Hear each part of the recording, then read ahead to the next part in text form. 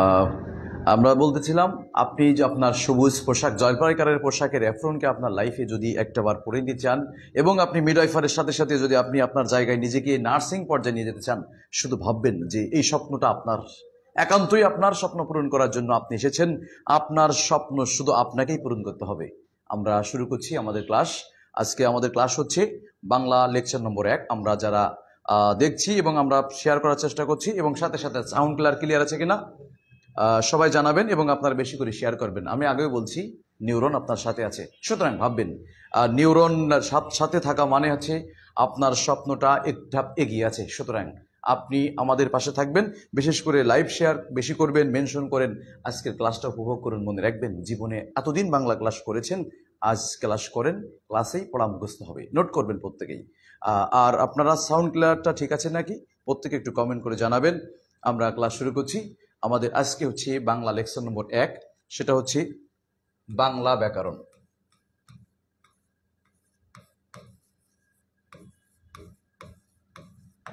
প্রিয় শিক্ষার্থীরা, আমরা যেটা দেখেছি, আমি লিখেছি বাংলা, মনে রাখবেন একটা কথা, একটা প্রথম কোশ্চেন, অনেশ্বরযুক্ত শব্দ যেখানে থাকবে সেটা ব্যাকরণের নিয়মে সন্ধি নিয়মে গঠিত হবে। সন্ধি, আরেকবার বলছি, অনেশ্বরযুক্ত শব্দ যেখানেই থাকবে সেটা ব্যাকরণের ভাষায় সন্ধি নিয়মে গঠিত হবে। বিচ্ছেদে করলে কি হবে? অনেশ্বর যেখানেই থাকবে সেখানে মৌ হবে। সন্ধি বিচ্ছেদ আপনারা জীবনে বহু করেছেন, মনে রাখবেন অনেশ্বরযুক্ত শব্দ ব্যাকরণের সন্ধি নিয়মে গঠিত।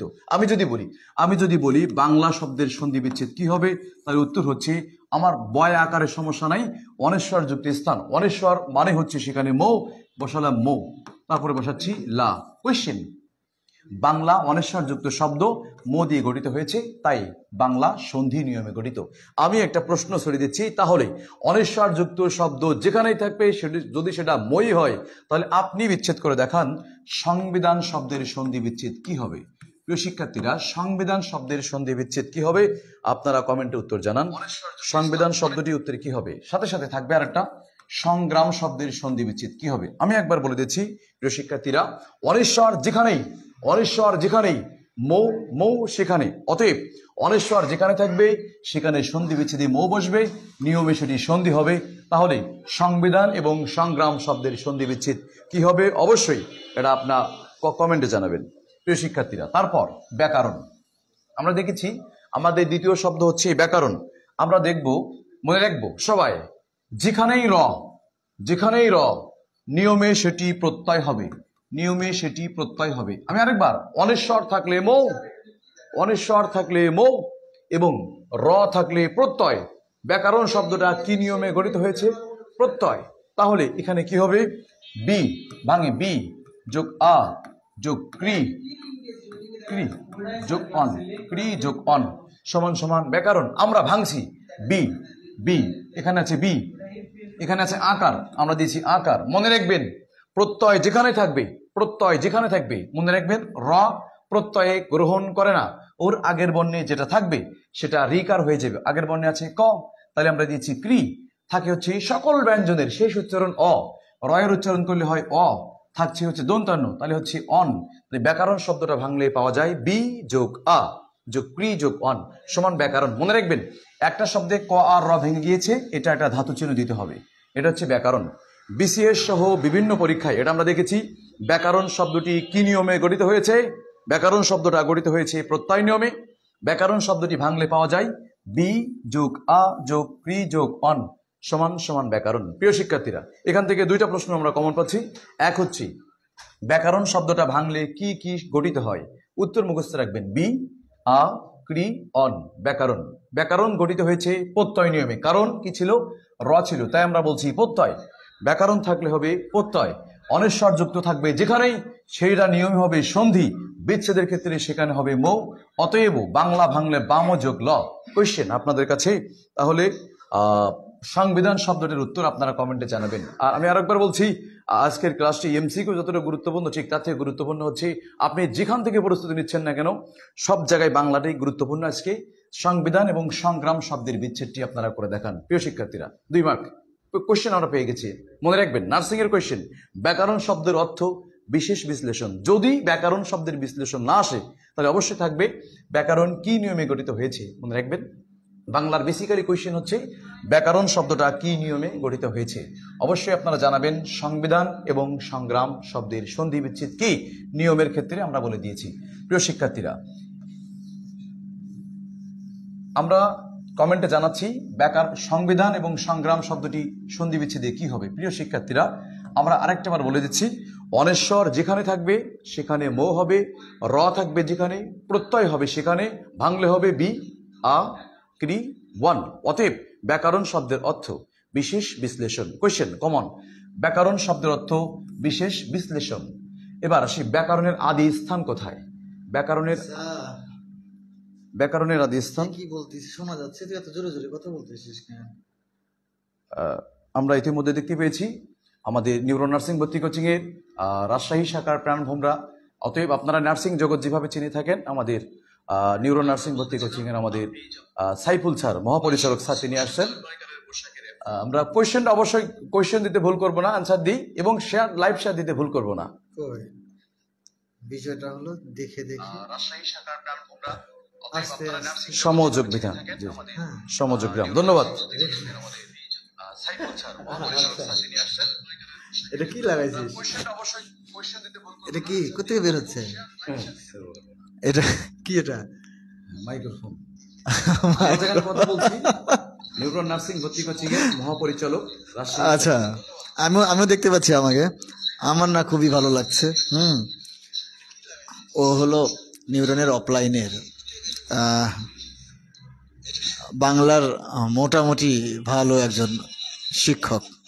তো তোমাদের কাছে একটা রিকোয়েস্ট করবো, কিন্তু ভালো গান টানও বলে। আমি চাই যে এত সিরিয়াস হয়ে ক্লাস না হোক। এই ক্লাস যদি মজা না লাগে, সেই ক্লাস করে কোনো ফায়দা নাই। এবং তোমরা একটু বেশি বেশি ওকে একটু কমেন্ট করে যে স্যার শোনা যাচ্ছে কি যাচ্ছে না, জোরে বলছেন না আস্তে বলছেন, একটু রিল্যাক্স করো। যত সময় লাগুক, যতবার লাগুক, তা 1000 বারও ক্লাস নেবে, যতক্ষণ পর্যন্ত বাংলার এই ফার্স্ট নাম্বার যে টপিকটা আমাদের আছে, এই টপিকটা তোমাদের মাথার মধ্যে না ঢুকবে। সেখানে গিয়ে তোমরা আবারও ওখানে কমেন্ট করে ওকে জানাও। মাঝে মাঝে আমি একটু চেষ্টা চালাচ্ছি যে ও যেন কমেন্টগুলো দেখে দেখে প্রয়োজনে আবারও যদি 2 ঘন্টা লাগে, 3 ঘন্টা লাগে, ও সেটা করবে। এবং একটা জিনিস ও ভালো করে জানে যে যখন একটু টায়ার্ড লাগবে তখন যেন একটু গান টান গিয়ে, অবশ্যই পারিস তো নাকি? তো একটু আস্তে আস্তে। নেট মনে হয় একটু দুর্বল নাকি, বুঝতে পারছি না, কেমন জানি।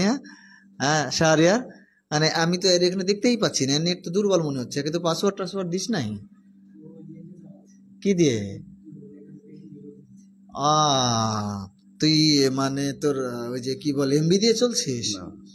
তো কি দিয়ে চলছিস? ওরটা দিয়ে? তুই এমবি দিয়ে চল বাবা, ও তো ফকির আছে একটু। এমবি দিয়ে চল, যাতে করে দ্রুততার সাথে দেখা যায় এবং ছেলে মেয়েরা খুব কমফোর্টের সাথে। গতকাল ইমদাদ ক্লাস নিয়েছে। ইমদাদ এখানে আইতো একটু। ইমদাদ একটু ক্লাসে আইতো। এই যে দেখো, তোমার ইমদাদ স্যার সারাদিন ক্লাস নিয়ে দেখতে পাইছো? সারাদিন ক্লাস নিয়ে নিশ্চয়ই আমি দেখলাম অনেকের রিভিউ এবং অনেকের ব্যাপার স্যাপার যে ইমদাদ খুব চমৎকার ক্লাস নিয়েছে। আমি খুব দৃঢ়ভাবে বিশ্বাস করি যে ও নিবে। নিউরন আমরা আসলে কিছুটা আনাড়ি, বুঝেছো? একটু এলোমেলো, এক্সপার্টাইজ ব্যাপারটা আমাদের কম, কিন্তু সলিড র ম্যাটেরিয়ালস আমাদের আছে। আমি খুবই দৃঢ়ভাবে বিশ্বাস করি নিউরন যেখানে পা ফেলেছে এবং আমাদের দর্শন যেখানে পা ফেলবে, সর্বোচ্চ পরিশ্রম করে, সর্বোচ্চ অ্যাডজাস্টমেন্ট নিয়ে, সর্বোচ্চ ধৈর্যের সাথে, সর্বোচ্চ চেষ্টা করে সবচেয়ে ভালোটুকুই আমরা তোমাদেরকে দিব। কি ইমদাদ, একমত তো নাকি? তো তুই কিছু বল, আর জন্য উইশ কর, ফার্স্ট টাইম ক্লাস হচ্ছে। আসলে অনলাইনে ক্লাস নেওয়াটা একটা, আমরা অফলাইনে যেভাবে ক্লাসটা নেই, অনলাইনে বিষয়টা একটু অন্যরকম।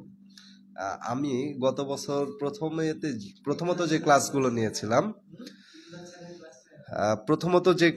নিয়েছিলাম এগুলো দারুণ সমস্যা হয়েছিল, কিন্তু পরবর্তীতে অ্যাডজাস্ট করে নিয়েছি আর কি। প্রথমে হাবিব ভাইয়ের মনে হয় আজকে প্রথম নাকি অনলাইনে? হ্যাঁ, প্রথমে একটু সমস্যা হবে, তোমরা সহযোগিতা করবা, ভাইকে একটু কমেন্ট করবা, ভাইয়ের হাতে ফোনটা থাকবে, ভাই যে প্রশ্নগুলো করবে তোমরা কমেন্টে উত্তরগুলো দিবা, ভাই তোমাদের নাম মেনশন করে বলবে, ঠিক আছে? আর জানোই যে প্রথমত আর কি একটু ব্যাপারগুলো একটু কষ্টকর হয়, পরবর্তীতে আস্তে আস্তে আশা করি অভ্যস্ত হয়ে যাব। সবাই আমরা চেষ্টা করছি তোমাদেরকে অনলাইনে বেস্টটা দিয়ে গড়ে তোলার। এখানে আমাদের কোনো মনের ভেতরে কোনো কৃপণতা নেই। আমার গলার অবস্থা খুবই খারাপ, কালকে সারাদিন হই হুল্লোড় করে অবস্থা খারাপ। সবার জন্য শুভকামনা রইল।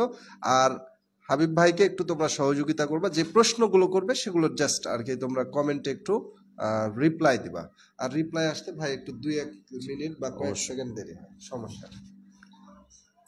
জি প্রিয় শিক্ষার্থীরা, ধন্যবাদ সাইফুল স্যারকে এবং ইমদাদ ভাইকে। আসলে বিষয় হচ্ছে যে প্র্যাকটিস ম্যাক্সিমাম পারফেক্ট। আমরা চেষ্টা করছি আমাদের মতো করে সুন্দর করে আমাদের প্ল্যাটফর্মকে সুন্দরভাবে সাজানোর জন্য। ধন্যবাদ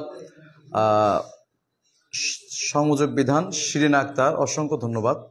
তারা উত্তরটা দিয়েছেন। তাহলে আমাদের সন্ধি বিচ্ছেদে আমরা একটা জিনিসটি শিখলাম, অনেশ্বর যেখানে থাকবে সেখানে সন্ধি বিচ্ছেদে আমরা মো বসাবো, এবং ব্যাকরণ যেখানে থাকবে র সেখানে সেটা আমরা নিয়মে প্রত্যয় লিখছি। ব্যাকরণ শব্দটা ভাঙলে আমরা পাচ্ছি বি আ ক্রি ওয়ান, ব্যাকরণ। ব্যাকরণ প্রশ্ন, ব্যাকরণ শব্দের অর্থ বিশেষ বিশ্লেষণ। প্রিয় শিক্ষার্থীরা, আমরা কোশ্চেনগুলো নোট করছি।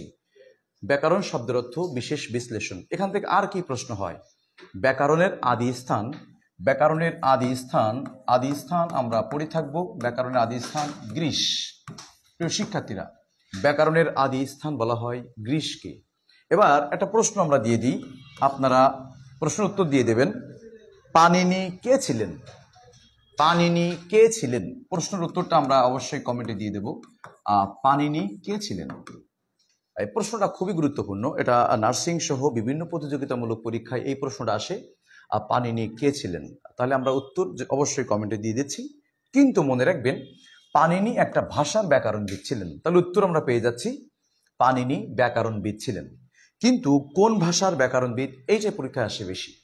পানিনি সংস্কৃত ভাষার ব্যাকরণবিদ, সংস্কৃত ভাষার ব্যাকরণবিদ। তাহলে পানিনি সংস্কৃত ভাষার একজন ব্যাকরণবিদ। তাহলে এখন থেকে 4টা প্রশ্ন পেয়েছি। এক হচ্ছে অনেশ্বর যুক্ত শব্দ যেখানে থাকবে সেটা নিয়মে হবে সন্ধি, সেখানে বিচ্ছেদে বসবে মো, এবং ব্যাকরণের ভাঙলে বি আ ক্রি ওয়ান। ব্যাকরণ শব্দের অর্থ বিশেষ বিশ্লেষণ। ব্যাকরণের আদি স্থান গ্রীস। পানিনি একজন ব্যাকরণবিদ ছিলেন, সংস্কৃত ভাষার ব্যাকরণবিদ। প্রিয় শিক্ষার্থীরা, আমরা অবশ্যই লাইক কমেন্ট এবং শেয়ারের মাধ্যমে আমাদের প্রশ্নের উত্তরগুলো যাচাই বাছাই করি। মনে রাখবেন, আপনার জীবনের হতে পারে এটা বেস্ট ক্লাস, বাংলা লেকচার 1, যেটা বাংলা ব্যাকরণ ও এর আলোচ্য বিষয় সম্পর্কে। প্রিয় শিক্ষার্থীরা, আমরা এখন আলোচনা করছি কয়েকজন বাংলা ব্যাকরণবিদ, বাংলা গুরুত্বপূর্ণ ব্যাকরণবিদ যারা রচনা করেছেন তাদের সম্পর্কে। 3টা প্রশ্ন পরীক্ষায় 3 ভাবে আসে, আমরা একটু আলোচনা করছি।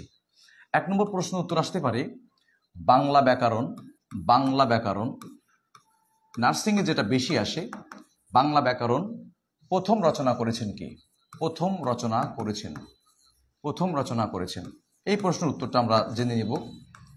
বাংলা ব্যাকরণ প্রথম রচনা করেছেন। আগে প্রশ্নটা আমরা দেখছি। 2 নম্বর কোশ্চেন থাকবে বাংলা ব্যাকরণ রচনা করেছেন প্রথম, কিন্তু সেটা হচ্ছে বাঙালি হিসেবে। এই প্রশ্নটা আমাদের পরীক্ষা সবচেয়ে বেশি আসে। এটা 45তম বিসিএস এটা এসেছিল। বাংলা ব্যাকরণ বাঙালি হিসেবে কে রচনা করেন? পরীক্ষার কোশ্চেনটা খুবই গুরুত্বপূর্ণ।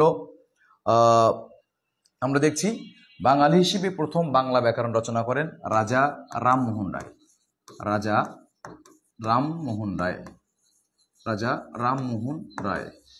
আমরা দেখেছি।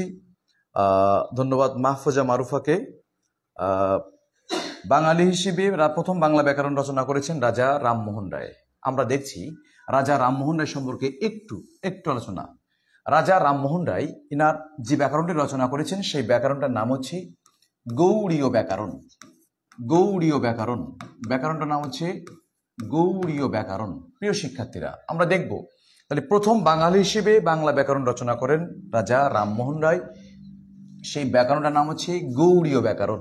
কোয়েশ্চেন, বাংলা ব্যাকরণ গৌড়ীয় ব্যাকরণ প্রথম আবিষ্কার হয় 1826 সালে, লেখা শুরু হয় 1826 সালে, কিন্তু সেটি প্রকাশ পায় 1833 সালে।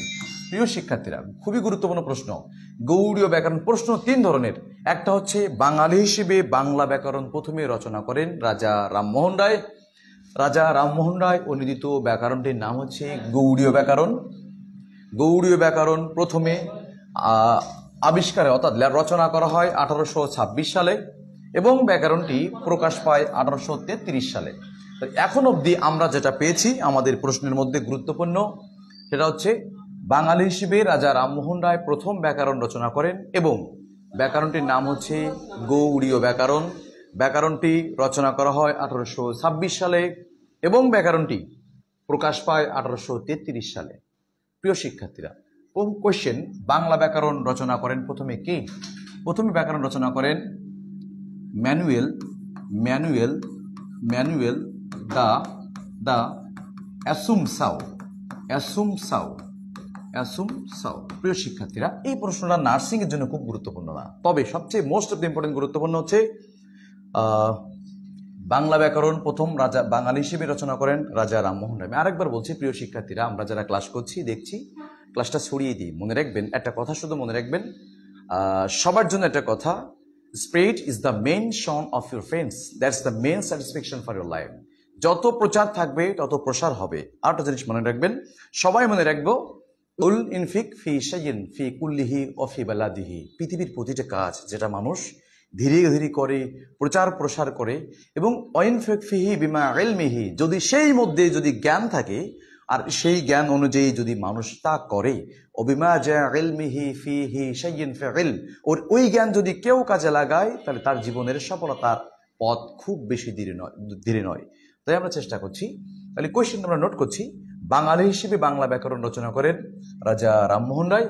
ব্যাকরণের নাম গৌড়ীয় ব্যাকরণ, রচনা করা হয় 1826 সালে এবং ব্যাকরণটি প্রকাশ পায় 1833 সালে।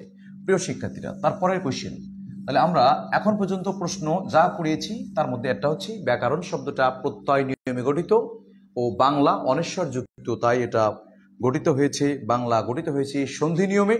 ব্যাকরণের আদি স্থান গ্রিস। ব্যাকরণ শব্দের অর্থ বিশেষ বিশ্লেষণ। ব্যাকরণ পাণিনি একজন ব্যাকরণবিদ, সংস্কৃত ভাষার ব্যাকরণবিদ। এবং হ্যাঁ, আমি আবারও বলছি, সবাই মেনশন করি এবং সবাইকে লাইভ শেয়ারটা দিই, কারণ ভাই ব্যাপার হচ্ছে আপনারা শেয়ারের মাধ্যমে, হতে পারে আপনি স্টুডেন্ট না, কিন্তু আপনার শেয়ারের মাধ্যমে আপনার একজন সহপাঠী বা যে কোনো মানুষ ক্লাসটা করে যদি উপকৃত হয়, বিনিময় লাভ হচ্ছে এরকম যে knowledge is the first separate knowledge of the world. ছড়িয়ে দেয়া জ্ঞান সবচেয়ে কাজে লাগে বেশি। সুতরাং আমরা চেষ্টা করছি সুন্দরভাবে বোঝানোর জন্য। আপনারা লাইভ শেয়ার বেশি করেন, মেনশন করেন, যা বিশেষ করে যারা নার্সিংকে পড়তে চায়। আমি আবার বলছি, নার্সিং জগৎকে এগিয়ে নেওয়ার জন্য একটা নাম, আপনাদের নিউরন আপনাদের সাথে ছিল, এখনো আছে, থাকবে ইনশাআল্লাহ। পরের প্রশ্ন আমরা যেটা দেখব, পরের প্রশ্ন আমরা দেখি, একটা প্রশ্ন বারবার পড়ে, ব্যাকরণ মঞ্জুরি এই গ্রন্থটি কার লেখা? ব্যাকরণ মঞ্জুরি গ্রন্থটি কার লেখা? সেম কোয়েশ্চেন, ব্যাকরণ কৌমুদি গ্রন্থটি কার লেখা? কোয়েশ্চেন, এই কয়েকটা গ্রন্থ পড়লে একটা প্রশ্ন এখানে কমন এসে যাবে। আমরা আরেকটা প্রশ্ন পড়ছি, সেটা হচ্ছে যে শব্দ মঞ্জুরি কে লিখেছেন? শব্দ মঞ্জুরি কে রচনা করেছেন? এই 3টা গ্রন্থ পড়লে একটা প্রশ্ন আসতে পারে। তবে হ্যাঁ, আজকের লাইভটি আরো বেশি করে মনে রাখবো যে আজকের এই প্রশ্নটি বিশ্ববিদ্যালয় সহ নার্সিং এর প্রতিটা সেক্টরে প্রশ্নগুলো গুরুত্বপূর্ণ। যেমন যদি বলি, ব্যাকরণ মঞ্জুরি রচনা করেছেন ইনামুল হক। প্রিয় শিক্ষার্থীরা, আমরা একটু লিখে নিব, রচনা করেছেন ইনামুল হক। ব্যাকরণ কৌমুদি রচনা করেছেন ঈশ্বরচন্দ্র বিদ্যাসাগর। শব্দ মঞ্জুরি রচনা করেছেন ঈশ্বরচন্দ্র বিদ্যাসাগর। বোঝার বিষয় যেটা, আর একবার বলছি, ব্যাকরণ মঞ্জুরি ইনামুল হক, ব্যাকরণ কৌমুদি বিদ্যাসাগর, শব্দ মঞ্জুরি ঈশ্বরচন্দ্র বিদ্যাসাগর। প্রিয় শিক্ষার্থীরা, ভুলে গেলে চলবে না, it's spread all of the world. Neuron is always based on position. আপনি যেখানে যাবেন সেখানে আপনার পাশে নিউরন। সাথে সাথে মনে রাখবেন, এটা অনলাইন প্ল্যাটফর্ম বলে আমি দালালি করছি, আমি কোনো জায়গা থেকে চম্পট করছি তা নয়। আমি নিজেই উপকৃত হয়েছি, দেখেছি, ভেবেছি, এটাই বাস্তবতার সাথে নিরিখে বলতে হয়। আর নিউরন অ্যাকচুয়ালি আপনাকে কি দিবে ভাই, পৃথিবীতে আমরা চেষ্টা করব আমি কি পাবো, ওটা ফ্যাক্ট না, ফ্যাক্ট হচ্ছে আমি কি দিব জাতিকে। আমরা স্টুডেন্টস একটা বৃহৎ পরিবর্তনের মাধ্যমে আমরা স্বাধীন বাংলাদেশ পেয়েছি এবং বোধহয়ের ইতিহাসে স্টুডেন্টস পারে না এমন কাজ নেই। সুতরাং এই বাংলাদেশে there is a seat for Bangladesh, জেনে রাখবো, there is a seat of Bangladesh. এই বাংলাদেশ ব্যাপী একটি সিট আছে নার্সিং এর, গোটা বাংলাদেশে একটা সিট, ডিপ্লোমা, বিএসসি, মিডওয়াইফ, একটা seat. This seat is on for me, সেই সিটটা হবে আমার। এই দীপ্ত প্রত্যয় দিতে হবে। আমরা আন্দোলন করেছি, যারা করেছে রাজপথে, ওই আন্দোলনের পর এখন আপনার টেবিল আপনার আন্দোলন, আপনার পড়ার টেবিল চেয়ারে আপনার আন্দোলন। এই আন্দোলন থেকে বিপ্লব ঘটিয়ে আপনাকে যেতে হবে সেই জায়গায় যেখানে গিয়ে আপনি আপনার কাছে যেতে পারেন। স্যার শেষেরটা কি বললেন? প্রিয় শিক্ষার্থীরা, বলেছি শব্দ মঞ্জুরি ঈশ্বরচন্দ্র বিদ্যাসাগর, ব্যাকরণ মঞ্জুরি ইনামুল হক, ব্যাকরণ কৌমুদী ঈশ্বরচন্দ্র বিদ্যাসাগর। প্রিয় শিক্ষার্থীরা, প্রশ্ন হচ্ছে ব্যাকরণ থেকে কয়টা প্রশ্ন পরীক্ষা আসে? ব্যাকরণ থেকে সবচেয়ে গুরুত্বপূর্ণ যেটা আসবে ঈশ্বরচন্দ্র বিদ্যাসাগরের প্রশ্নগুলো। প্রিয় শিক্ষার্থীরা, এবার প্রশ্ন আমরা লিখব, সেটা হচ্ছে আমরা একটা গুরুত্বপূর্ণ প্রশ্ন লিখছি। প্রথম বাংলা ভাষার এই প্রশ্নটা আমি বলে দিচ্ছি, এই প্রশ্নটা না আসলে নার্সিং এ পরীক্ষা হবে না এবছর। মানে এই প্রশ্নটা আসাই লাগবে, মানে দিতেই হবে যে স্যার প্রশ্ন করুক। যদি পরীক্ষায় এই কোয়েশ্চেন ছাড়া পরীক্ষা হয় নার্সিং এর পরীক্ষা হবে না, না হয় বাংলার পরীক্ষা হবে না। সেটা হচ্ছে 100% দিলাম, এই প্রশ্নটা আসবে। প্রথম বাংলা ভাষার মুদ্রাক্ষর খোদাই করেন। কোয়েশ্চেন, প্রথম বাংলা ভাষার মুদ্রাক্ষর খোদাই করেন। এই প্রশ্নটা দুইভাবে আসে, একটা হচ্ছে বাঙালি হিসেবে, আরেকজন হচ্ছে নন বাঙালি। তাহলে প্রশ্ন উত্তর কিভাবে পাওয়া যায়? একটা হচ্ছে প্রথম বাংলা ভাষার মুদ্রাক্ষর খোদাই করেন কে? বাঙালি হিসেবে আমরা নামটা জেনে রাখছি। এই কোয়েশ্চেনটা আসবেই। সেটা হচ্ছে যে পঞ্চানন কর্মকার। আমি আবার বলছি, প্রথম বাংলা ভাষার মুদ্রাক্ষর খোদাই করেন বাঙালি হিসেবে পঞ্চানন কর্মকার। এবং নন বাঙালি হিসেবে কি? নন বাঙালি। অতএব প্রথমে যে ব্যক্তিটি আবিষ্কার করেছিলেন তার নাম হচ্ছে চার্লস উইলিকিন্স। প্রিয় শিক্ষার্থীরা, তাহলে এই কোয়েশ্চেনটা পরীক্ষায় দুইভাবে আসতে পারে। এক, প্রথম বাংলা ভাষার মুদ্রাক্ষর খোদাই করেন কে?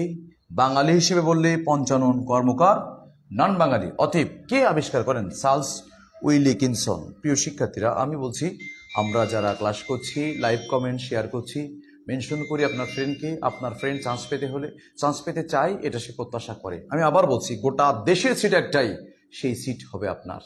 প্রিয় শিক্ষার্থীরা, এটা 100% কোয়েশ্চেনটা পরীক্ষা আসবে। আমরা দেখেছি এর পরের প্রশ্ন আমরা আলোচনা করছি, সে হচ্ছে একটা অভিধান সম্পর্কে। আঞ্চলিক অভিধান কে রচনা করেন? এই প্রশ্নটা পরীক্ষা আসে।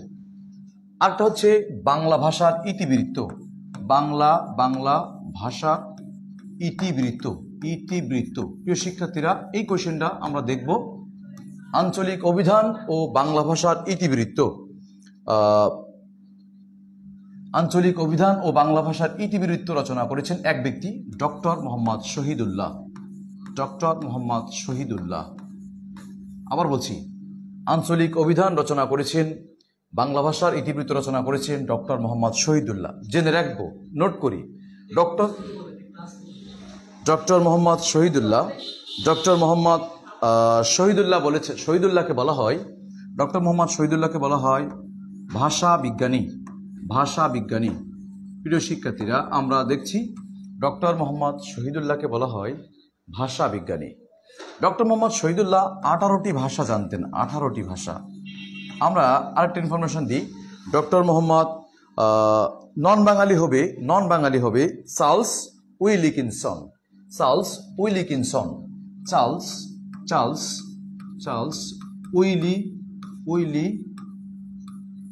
উইলিকিন্স। চার্লস উইলিকিন্স। প্রিয় শিক্ষার্থীরা, চৈতি নন বাঙালি হবে চার্লস উইলিকিনসন। ধন্যবাদ আরিফুল ইসলামকে, my favourite teacher, love you sir. তোমাকে ধন্যবাদ আরিফ। তাহলে কোয়েশ্চেন, বাংলা ভাষার ইতিবৃত্ত, ডক্টর মোহাম্মদ শহীদুল্লাহ 18টি ভাষা জানতেন, ওনাকে বলা হয় ভাষা বিজ্ঞানী। ওনার একটা বিখ্যাত উক্তি আমরা জেনে রাখবো। উক্তিটা হচ্ছে, এটা না জানলেও চলবে তবে জানলেও গোনা নাই, না জানলেও চলবে তবে জানলেও গোনা হবে না, সব হবে না, গোনা হবে না, তবে জেনে রাখা উচিত। সেটা হচ্ছে ভাষাবিজ্ঞানী ডক্টর শহীদুল্লাহ বলেছেন, এই পৃথিবীতে হিন্দু মুসলমান আমি যেমন সত্য, আপনি হিন্দু কি মুসলমান এটা যেমন সত্য, তার থেকে বড় সত্য আপনি একজন বাঙালি। তাহলে এই উক্তিটি কার? আপনি হিন্দু মুসলমান যেমন সত্য, তার থেকে বড় সত্য আপনি একজন বাঙালি, কথাটি বলেছেন ডক্টর মোহাম্মদ শহীদুল্লাহ।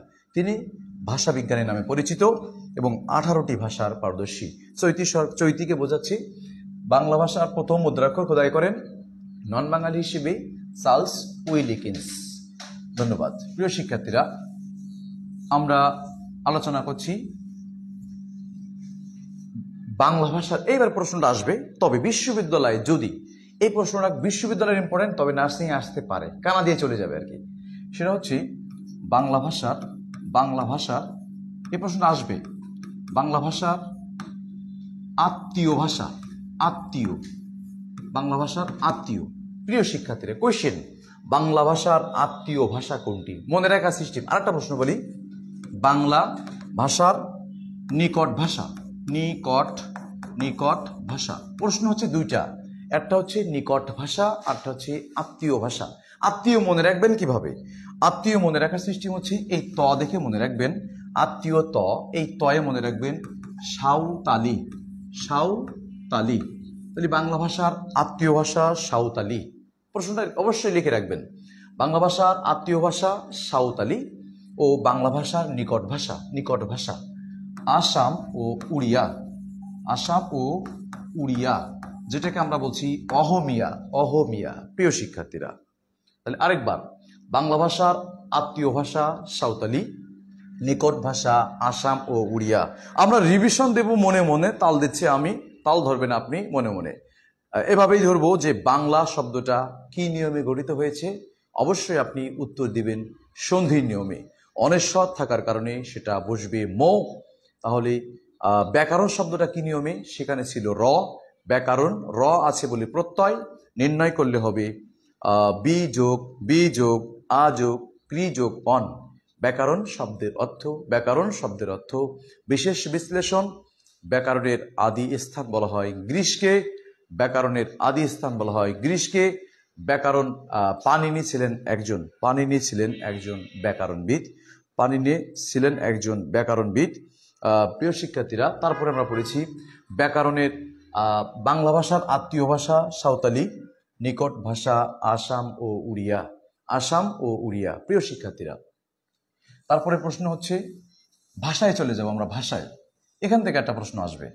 আমরা দেখছি ভাষা, মনে রাখবেন প্রিয় শিক্ষার্থীরা, ভাষা। তবে এখানে কোয়েশ্চেন যেটা আসে, ভাষা রীতি কয়টি? উত্তর আমরা লিখব দুইটি। ভাষা রীতি দুইটি। আপডেট, ভাষা রীতি দুইটি। একটা হচ্ছে লেখ্য রীতি, একটা হচ্ছে কথ্য রীতি। কথ্য ও লেখ্য রীতি। প্রিয় শিক্ষার্থীরা, একটা হচ্ছে লেখ্য রীতি, একটা হচ্ছে কথ্য রীতি। প্রশ্ন, বাংলা ভাষা রীতি কটা? দুইটা। একটা হচ্ছে লেখ্য রীতি ও আরেকটি হচ্ছে কথ্য রীতি। এর পরের প্রশ্ন আপনি যেটা করবেন সেটা হচ্ছে, আপনি একটু ছক কাটবেন, একটা ছক। সেটা হচ্ছে, ভাষা দুই ধরনের হয়, হতে পারে। একটা হচ্ছে সাধু ভাষা, একটা হচ্ছে চলিত ভাষা। আমরা যেটা মনে করি, আমাদের জীবনের একটা গুড কম্বিনেশন হচ্ছে এরকম যে সাধু হও, সাধু সেজো না, মানে সাধু সাজা যাবে না, সাধু হইতে হবে। মনে রাখবেন, becoming just pious, don legacy of your mind. আপনি কি একান্ত সবচেয়ে বেশি আপনি জানেন। আমি আরো একবার বলছি, এই নার্সিং আপনার জীবনের একটা উদ্দীপনা নিয়ে আপনি বসে আছেন। আর নার্সিং এর ড্রেসটা দেখলেই, আমিও যে শার্টটা পরে এসেছি অবশ্যই নার্সিং এর মতো করে, যাতে করে আপনাদের মনে হয় যে এইটা নার্সিং এর একটা ড্রেস, নার্সিং এর শার্ট। এই শার্টের বিনিময়ে বা এই অফারটা আপনার জীবনের একটা গুরুত্বপূর্ণ আপনার ড্রিম যেটা নার্সিং, সেহেতু অবশ্যই আপনার স্বপ্নকে একটু পূরণ করার জন্য এই নার্সিং আপনার সাথে আছে নিউরন। শুধু মনে রাখবেন, আপনি যেটা ভাববেন সেটা ভাবার বিষয় হয়ে ভাববেন। কোয়েশ্চেন, ভাষা রীতি দুইটা, ভাষা দুই ধরনের হতে পারে, একটা সাধু আর একটা চলিত। তবে এখান থেকে প্রশ্ন আসে কি কি? প্রশ্ন আছে সাধু ভাষা আবিষ্কার করেন কে? সাধু ভাষা আবিষ্কার করেন কে? প্রিয় শিক্ষার্থীরা, আমরা দেখেছি সাধু ভাষা আবিষ্কার করেন রাজা রামমোহন রায়। রাজা রামমোহন, রাজা রামমোহন। অতএব সাধু ভাষা আবিষ্কার করেন হচ্ছে রাজা রামমোহন রায়। কোয়েশ্চেন, কিন্তু সাধু ভাষায় আবিষ্কার করেন রাজা রামমোহন, কিন্তু গল্প লেখেন কে? সাধু ভাষায় প্রথমে গল্প লেখেন কে? সাধু ভাষার প্রথম গল্প লেখেন ঈশ্বরচন্দ্র। ঈশ্বরচন্দ্র, আমরা জানবো সাধু ভাষায় প্রথমে গল্প লেখেন ঈশ্বরচন্দ্র, কিন্তু ভাষাটা আবিষ্কার করেছেন রাজা রামমোহন রায়। কিন্তু সেই গল্পটার নাম কি? সেই গল্পটার নাম হচ্ছে ইতল ইতল ইতল পঞ্চবিংশতি। পঞ্চবিংশতি, বিংশতি। আমরা দেখব গল্পটার নাম হচ্ছে ইতল পঞ্চবিংশতি। এটা মুখস্থ করার প্রয়োজন নাই, শুধু মনে রাখবেন সাধু ভাষায় গল্প লিখেছেন কে? ঈশ্বরচন্দ্র। আবিষ্কার করেছেন কি? রাজা রামমোহন রায়। আর একটা ইম্পর্টেন্ট জিনিস হচ্ছে ঈশ্বরচন্দ্র বিদ্যাসাগর সম্পর্কে আপনার ভাবনা চৌধুরী, ওয়ালাইকুম আসসালাম। বাংলার আত্মীয় ভাষা শর্মিলি, বাংলার আত্মীয় ভাষা হচ্ছে সাঁওতালি। সাঁওতালি, বাংলার আত্মীয় ভাষা সাঁওতালি ভাষা। প্রিয় শিক্ষার্থীরা, শুধু মনে রাখবো যে ঈশ্বরচন্দ্র বিদ্যাসাগর সম্পর্কে তিনটা ইনফরমেশন আপনাকে জানতে হবে। একটা হচ্ছে ঈশ্বরচন্দ্র বিদ্যাসাগরের বাবার দেয়া নাম কি? বাবার দেয়া নাম, বাবার দেয়া নাম। তো একটু মনে রাখবেন ঈশ্বরচন্দ্র বিদ্যাসাগরের বাবার দেয়া নামটা হচ্ছে এই ব ব, মনে রাখবেন বয়ে ব। ঈশ্বরচন্দ্র বিদ্যাসাগরের বাবার দেয়া নাম হচ্ছে ঈশ্বরচন্দ্র। এটা তো এমনি মনে থাকবে আপনার, ঈশ্বরচন্দ্র। আর এই বয়ের জন্য মনে রাখবেন বন্দ্যোপাধ্যায়। বন্দ্যোপাধ্যায়। তাহলে ঈশ্বরচন্দ্রের বিদ্যাসাগরের বাবার দেয়া নাম কোনটি? ঈশ্বরচন্দ্র বন্দ্যোপাধ্যায়। এর মনে রাখার টেকনিক কি? এখানে আছে ব, এখানে আছে ব। ঈশ্বরচন্দ্র বিদ্যাসাগরের পিতার নাম হচ্ছে, পিতার দেয়া নাম ঈশ্বরচন্দ্র বন্দ্যোপাধ্যায়। আয়েশা সিদ্দিকা, ওয়ালাইকুম আসসালাম। মাসুদা জামান, ওয়ালাইকুম আসসালাম। আমরা বিষয় করছি, তোমরা ক্লাসগুলো অবশ্যই নোট করে করে একটু করার চেষ্টা করব। এবার ঈশ্বরচন্দ্র স্বাক্ষর করতেন কি নামে? প্রিয় শিক্ষার্থীরা, ঈশ্বরচন্দ্র স্বাক্ষর করতেন কি নামে? আমি বলেছিলাম বাবার দেয়া নাম বন্দ্যোপাধ্যায়, বয়ে ব, তবে স্বাক্ষর করতেন শয়ে স অথবা শর্মা নামে। শর্মা, এই দন্তস্বয়ে স মনে রাখবো। ঈশ্বরচন্দ্র বিদ্যাসাগর স্বাক্ষর করতেন শর্মা নামে। ঈশ্বরচন্দ্র শর্মা নামে। তাহলে প্রশ্ন, সাধু ভাষা আবিষ্কার করেন রাজা রামমোহন রায়। সাধু ভাষায় গল্প লিখেছেন ঈশ্বরচন্দ্র বিদ্যাসাগর। যদি প্রয়োজন হয় গল্পটার নাম হচ্ছে ইতল পঞ্চবিংশতি। তার বাবার দেয়া নাম বন্দ্যোপাধ্যায়। তিনি স্বাক্ষর করতেন শর্মা নামে, শয়ে স। তবে তার একটা নাম ছিল, আমরা দেখেছি বিদ্যাসাগর। বিদ্যাসাগর। প্রিয় শিক্ষার্থীরা, বিদ্যাসাগর এই নামটা কে দিয়েছিল, কারা দিয়েছিল, প্রশ্ন আসতে পারে। আজকে হচ্ছে 1 নম্বর লেকচারের ক্লাস হচ্ছে। আয়েশা সিদ্দিকার 1 নম্বর লেকচারের ক্লাস, বাংলা ব্যাকরণ ও এর আলোচ্য বিষয়। বিদ্যাসাগর উপাধিটা দিয়েছিলেন সংস্কৃত কলেজ। আমরা একটু নোট করব, সংস্কৃত কলেজ। বিদ্যাসাগর নামটি দিয়েছিল সংস্কৃত কলেজ। সাল বললে 1833 সাল। আমি আরেকটু কমেন্টে যাচ্ছি, সেটা হচ্ছে প্রশ্ন ছড়িয়ে দিচ্ছি আপনার কাছে, যা ক্লাস করেছেন তার মধ্যেই। সেটা হচ্ছে ক্লাসটা প্রশ্ন হচ্ছে রাজা রামমোহন রায় অনুদিত ব্যাকরণটির নাম কি? ব্যাকরণটির নাম কি এবং সেই ব্যাকরণটি কত সালে রচনা করা হয়? অবশ্যই কমেন্টে জানাচ্ছি। প্রশ্নটা হচ্ছে এরকম, রাজা রামমোহন রায় অনুদিত ব্যাকরণটির নাম কি এবং ব্যাকরণটি প্রকাশ করা হয় কত সালে? অবশ্যই কমেন্টের মাধ্যমে আমরা উত্তরটি জানাচ্ছি। প্রিয় শিক্ষার্থীরা, সাধু ভাষা সম্পর্কে ডিটেলস আলোচনা করে ফেলেছি। যেহেতু নার্সিং উপরে পড়াশোনা, শুনেন ভাই, পড়াশোনাকে জীবনের চাপ মনে করলে হবে না। It's your duty, not your duty, that it's your legacy of mind. পড়াশোনা আপনার জীবনের এক অবিচ্ছেদ্য অংশও নয়। জাস্ট পড়াশোনাকে জীবনে একটু গ্রহণ করবেন, গিভ অ্যান্ড টেক, দিবেন আবার নিবেন। শুধু মনে রাখবেন, আপনার এই চোখ, আপনার এই কান, আপনার অঙ্গ যে মহান আল্লাহ সৃষ্টি করেছেন, সেই মহান রব্বুল আলমিনের সান্নিধ্যে আপনি যাবেন, এতটুকু প্রত্যয় দীপ্ত হয়ে আপনি একটা নার্স হতে চান, জাস্ট এ হিউম্যান বিইং। আমি যদি প্রশ্ন করি যে why do you become to a nurse, কেন আপনি নার্স হবেন? Everyone wants to me and gets to me answer, I want to be a nurse for human being, for services of human society. আপনি মানুষের সেবা করবেন। আমিও বিশ্বাস করি মানুষের সেবা করার জন্যই আপনি এসেছেন নার্সিং জগতে। তাই আপনার নার্সিং স্বপ্নকে আপনি পূরণ করুন। ধন্যবাদ এমএসটি মিথি, সে উত্তর দিয়েছে গৌড়ীয় ব্যাকরণ, অবশ্যই কারেক্ট, এবং রচনা করা প্রকাশ পায় 1833 সালে, কারেক্ট। শম্পা আক্তার রুকু, ধন্যবাদ। সাথী আক্তার, ধন্যবাদ। গৌড়ীয় ব্যাকরণ 1833 সালে, ধন্যবাদ। এইভাবেই চলবে আমাদের কার্যক্রম। অবশ্যই, হ্যাঁ, সর্বোচ্চ মেনশনকারী, আজকে কোয়েশ্চেনে সর্বোচ্চ মেনশনকারীর জন্য আমাদের একটা ব্যাগ উপহার আছে। আমাদের নিউরো নার্সিং ভর্তি কোচিং এর একটা ব্যাগ উপহার দেওয়া হবে সর্বোচ্চ মেনশনকারী, ধন্যবাদ। ও সর্বোচ্চ অ্যান্সারকারীর জন্য আমার পক্ষ থেকে একটা গিফট আছে, আমাদের লেখা বাংলা নিউরনের লেকচার শিট তাকে দেওয়া হবে। ধন্যবাদ। সাথী আক্তার, ইশরাত জাহান হাবিবা, আপনারা অবশ্যই আপনাদের কমেন্টের মাধ্যমে মেনশন করে আপনার বন্ধুকে ছড়িয়ে দিন। এবার আমরা আসছি চলিত ভাষা। প্রিয় শিক্ষার্থীরা, চলিত ভাষা আবিষ্কার করেছেন কে? ধন্যবাদ শিরিনা আক্তারকে। তৌহিদা খাতুনকে ধন্যবাদ। চলিত ভাষা আবিষ্কার করেছেন প্রমথ চৌধুরী। একটা গল্প মনে রাখবেন প্রমথ চৌধুরী সম্পর্কে। ফার্স্ট বেঞ্চের যে পরীক্ষার টাইম আছে 2 মিনিট, প্রমথ চৌধুরী আনসার হবে, এটা লিখেছেন একজন প্রমথ চৌধুরী। দ্বিতীয় জন বেঞ্চে দেখছেন যে প্রমথ চৌধুরীর সময় নাই, ও লিখেছে প্রথম চৌধুরী।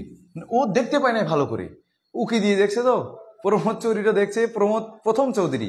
শেষের জন সময় না দেখে, আর টাইমই নাই, সে এত ঝামেলা না আগে লিখছে একম চৌধুরী, প্রথম চৌধুরী মানে এক ম দিয়ে চৌধুরী। অতএব ওই দেখে লেখার যেটা সৌভাগ্য এ হয় কি গৌড়ীয় ব্যাকরণ। তাহলে আমরা দেখছি চলিত ভাষা আবিষ্কার করেন প্রমথ চৌধুরী। মনে রাখবেন, যেটা আসবে 100%, বিভিন্ন কবি সাহিত্যিকের ছদ্মনাম আসবে পরীক্ষা একটা, তার মধ্যে একটা গুরুত্বপূর্ণ প্রমথ চৌধুরীর ছদ্মনাম কি, খুবই গুরুত্বপূর্ণ, জেনে রাখবেন। প্রমথ চৌধুরীর ছদ্মনাম বীরবল।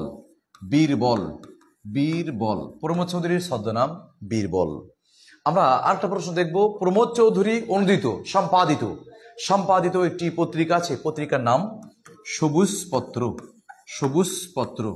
প্রমথ চৌধুরীর বিখ্যাত স্যার বিদ্যাসাগর পদবী দেওয়া হয় কত সালে? 1833 সালে। আতিয়া আউসি 1833 সালে পদবিটা দেওয়া হয়, সংস্কৃতি কলেজ দেয় বিদ্যাসাগর উপাধিটি। প্রিয় শিক্ষার্থীরা, আমরা দেখেছি চলিত ভাষা আবিষ্কার করেন প্রমথ চৌধুরী, বীরবল তার ছদ্মনাম, সবুজপত্র তার বিখ্যাত পত্রিকা। এই পত্রিকাটি 1914 সালে পত্রিকাটা লেখা হয়। কিন্তু কথা হচ্ছে, প্রশ্ন তোমাদের কাছে ছড়িয়ে দিলাম, সবুজপত্রে প্রকাশিত পত্রিকায় তোমাদের পাঠ্য বইয়ের একটা গল্প আছে, সেই গল্পের নামটা লেখো এবং তার নায়কের নাম লেখো ও নায়িকার নাম লিখে দাও। সবুজপত্র প্রকাশিত পত্রিকায় তোমার পাঠ্য বইয়ের একটি গল্প আছে, রোমান্টিক গল্প, এবং আমি বলে দিলে উত্তর অবশ্যই হয়ে যাবে এখানে, যার পূর্ণতা পায়নি আর কি, এরকম তার নাম, গল্পের নাম এবং নায়ক ও নায়িকার নামটা লিখে রাখো, কমেন্টে জানাই। প্রিয় শিক্ষার্থীরা, আজকের সর্বোচ্চ মেনশন এবং সর্বোচ্চ প্রশ্ন উত্তরকারীর জন্য, উত্তরদাতার জন্য পুরস্কার আছে।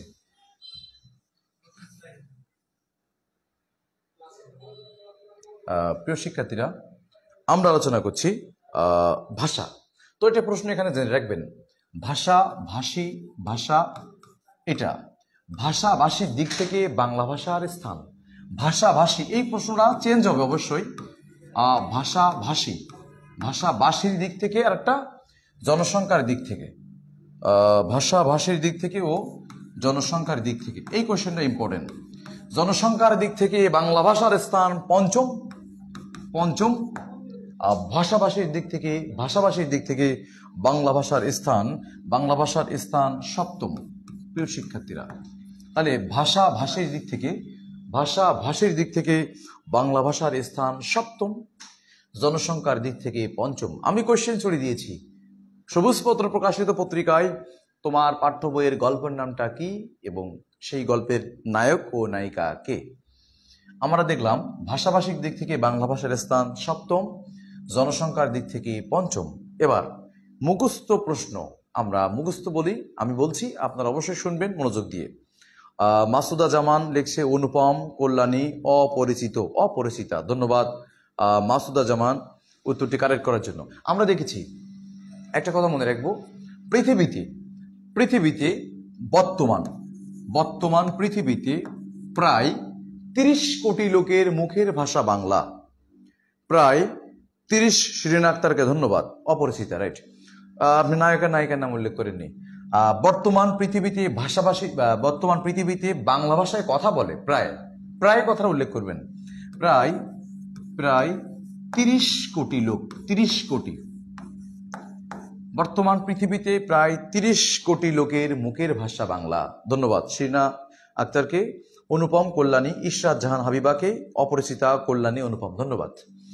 জনসংখ্যার দিক থেকে পঞ্চম, ভাষাভাষী সপ্তম, বর্তমান পৃথিবীতে প্রায় 30 কোটি লোকের মুখের ভাষা বাংলা। তাহলে ভাষা আছে কতটি? পৃথিবীতে বর্তমান ভাষা আছে 3,500-এর বেশি, 3,500 প্লাস। পৃথিবীতে বর্তমান ভাষা আছে 3,500-এর বেশি। তার মধ্যে বাংলা ভাষাভাষীর দিক থেকে বাংলা ভাষা সপ্তম এবং জনসংখ্যায় পঞ্চম। পৃথিবীতে প্রায় 30 কোটি লোকের মুখের ভাষা বাংলা। তাওহিদা খাতুনকে ধন্যবাদ, অনুপম এবং কল্যাণী, অপরিচিতা। ভাষা আছে পৃথিবীতে 3,500-এর বেশি, কিন্তু কথা হচ্ছে এর মধ্যে সবচেয়ে বহুল ব্যবহৃত ভাষা কোনটি? বহুল ব্যবহৃত ভাষা হচ্ছে মান্দারিন, যেটা চীনি, মান্দারিন। তাহলে আবার বলছি, ভাষাভাষিক দিক থেকে বাংলা ভাষা সপ্তম আর জনসংখ্যা পঞ্চম। বর্তমান প্রায় 30 কোটি লোকের মুখের ভাষা বাংলা এবং ভাষাভাষিক দিক থেকে ভাষা আছে 3500 প্লাস। তার মধ্যে বেশি কথা বলে মান্দারিন, যেটা চীনে। প্রিয় শিক্ষার্থীরা, আরেকটা প্রশ্ন, কোন দেশের দ্বিতীয় রাষ্ট্রভাষা বাংলা? এই প্রশ্নটা সাধারণ জ্ঞান রিলেটেড, তবু বাংলায় আসে। কোন দেশের দ্বিতীয় রাষ্ট্রভাষা বাংলা? আমরা নামটা অবশ্যই দেখছি, সিয়েরা লিওন। উচ্চারণ অবশ্যই ভুলভাল করবো না আর কি, হ্যাঁ, সিয়েরা লিওন। আমরা দেখছি পৃথিবীতে দ্বিতীয় রাষ্ট্রভাষার মর্যাদা দিয়েছে সিয়েরা লিওন। প্রিয় শিক্ষার্থীরা, ভাষার পর্ব শেষ। আমি আরেকটা প্রশ্ন আপনাদের কাছে কমেন্টে দিয়ে যাই, সেটা হচ্ছে বাংলা ভাষার আত্মীয় ভাষা কোনটি? প্রশ্নটা উত্তরটা অবশ্য জানাই, বাংলা ভাষার আত্মীয় ভাষা কোনটি? আর সবাই মেনশন করো, আজকের ক্লাসকে ছড়িয়ে দাও সবার মাঝে। সর্বোচ্চ মেনশনকারীর জন্য আমাদের নিউরো নার্সিং কোচিং এর একটি ব্যাগ উপহার দেওয়া হবে। সর্বোচ্চ উত্তরদাতার জন্য একটি পুরস্কারের ব্যবস্থা আছে। প্রিয় শিক্ষার্থীরা, প্রশ্নটা হচ্ছে বাংলা ভাষার আত্মীয় ভাষা কোনটি? প্রিয় শিক্ষার্থীরা, এবার আমাদের আজকের আলোচনার শেষ পর্যায়ে, শেষ টপিক, সেটা হচ্ছে বাংলা ব্যাকরণের আলোচ্য বিষয়। ব্যাকরণের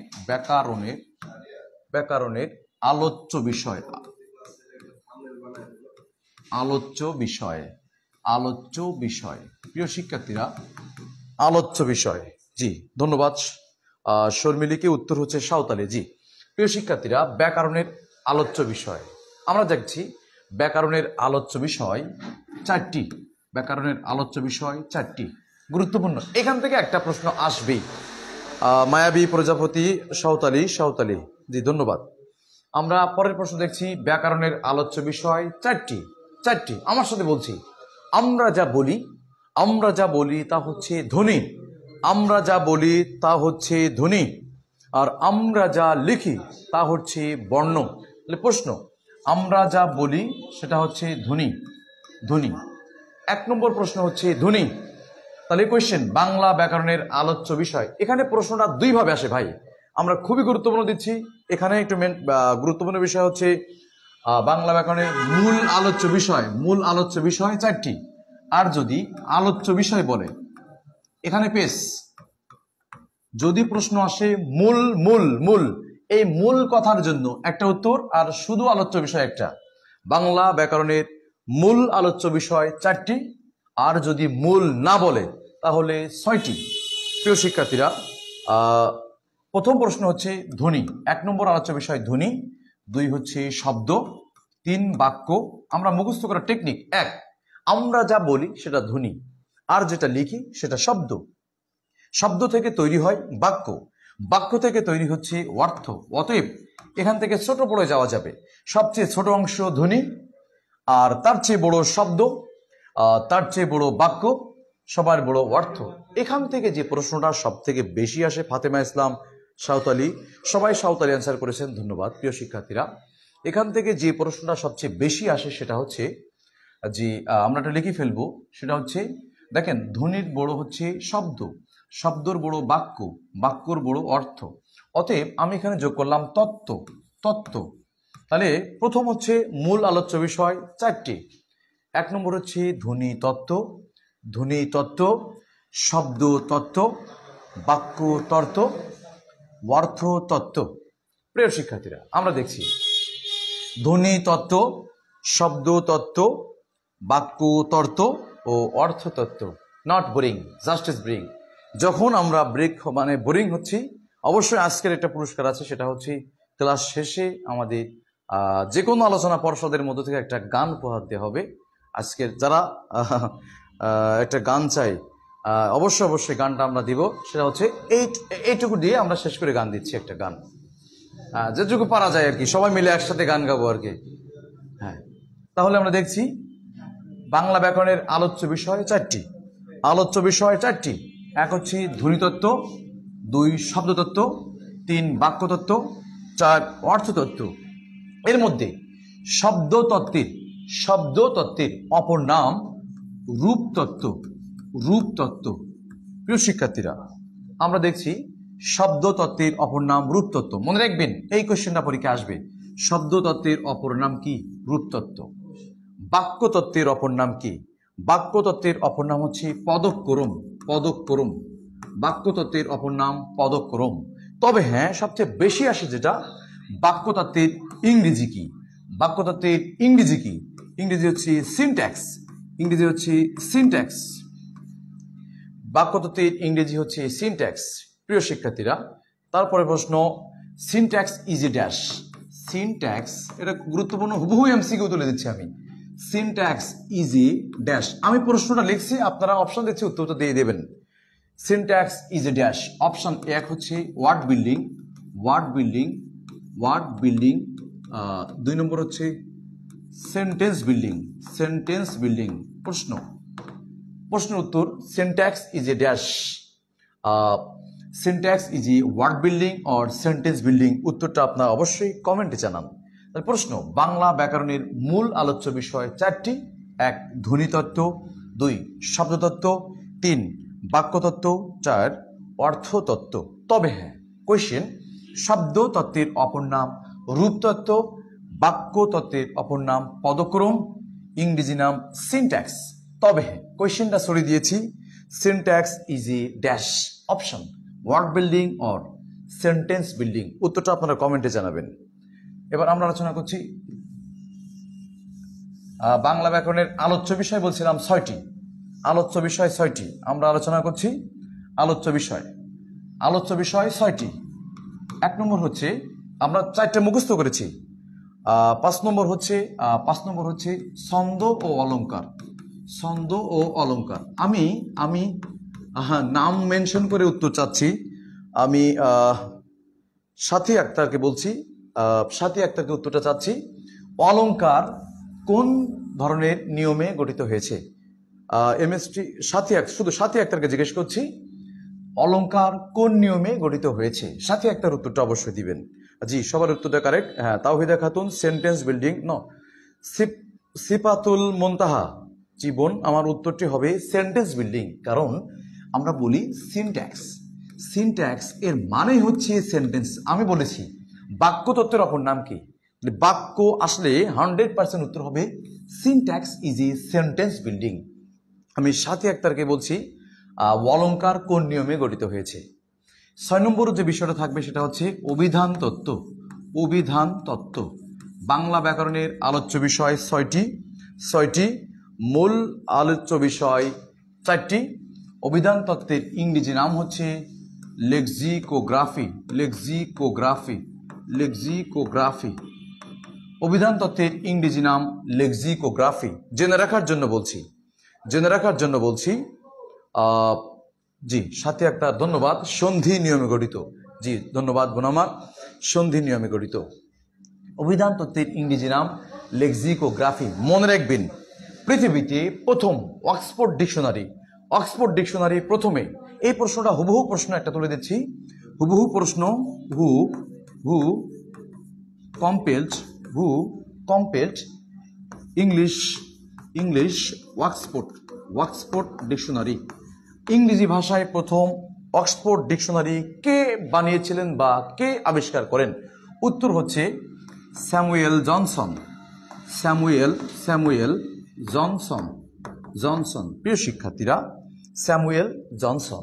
তাহলে আরেকবার, বাংলা ব্যাকরণের মূল আলোচ্য বিষয় 4টি: ধ্বনিতত্ত্ব, শব্দতত্ত্ব, বাক্যতত্ত্ব ও অর্থতত্ত্ব। এর ভিতরে শব্দতত্ত্বের অপর নাম রূপতত্ত্ব, বাক্যতত্ত্বের অপর নাম পদক্রম, পদক্রমের ইংরেজি syntax is a sentence building, ও 5 নম্বর থাকবে ছন্দ ও অলংকার।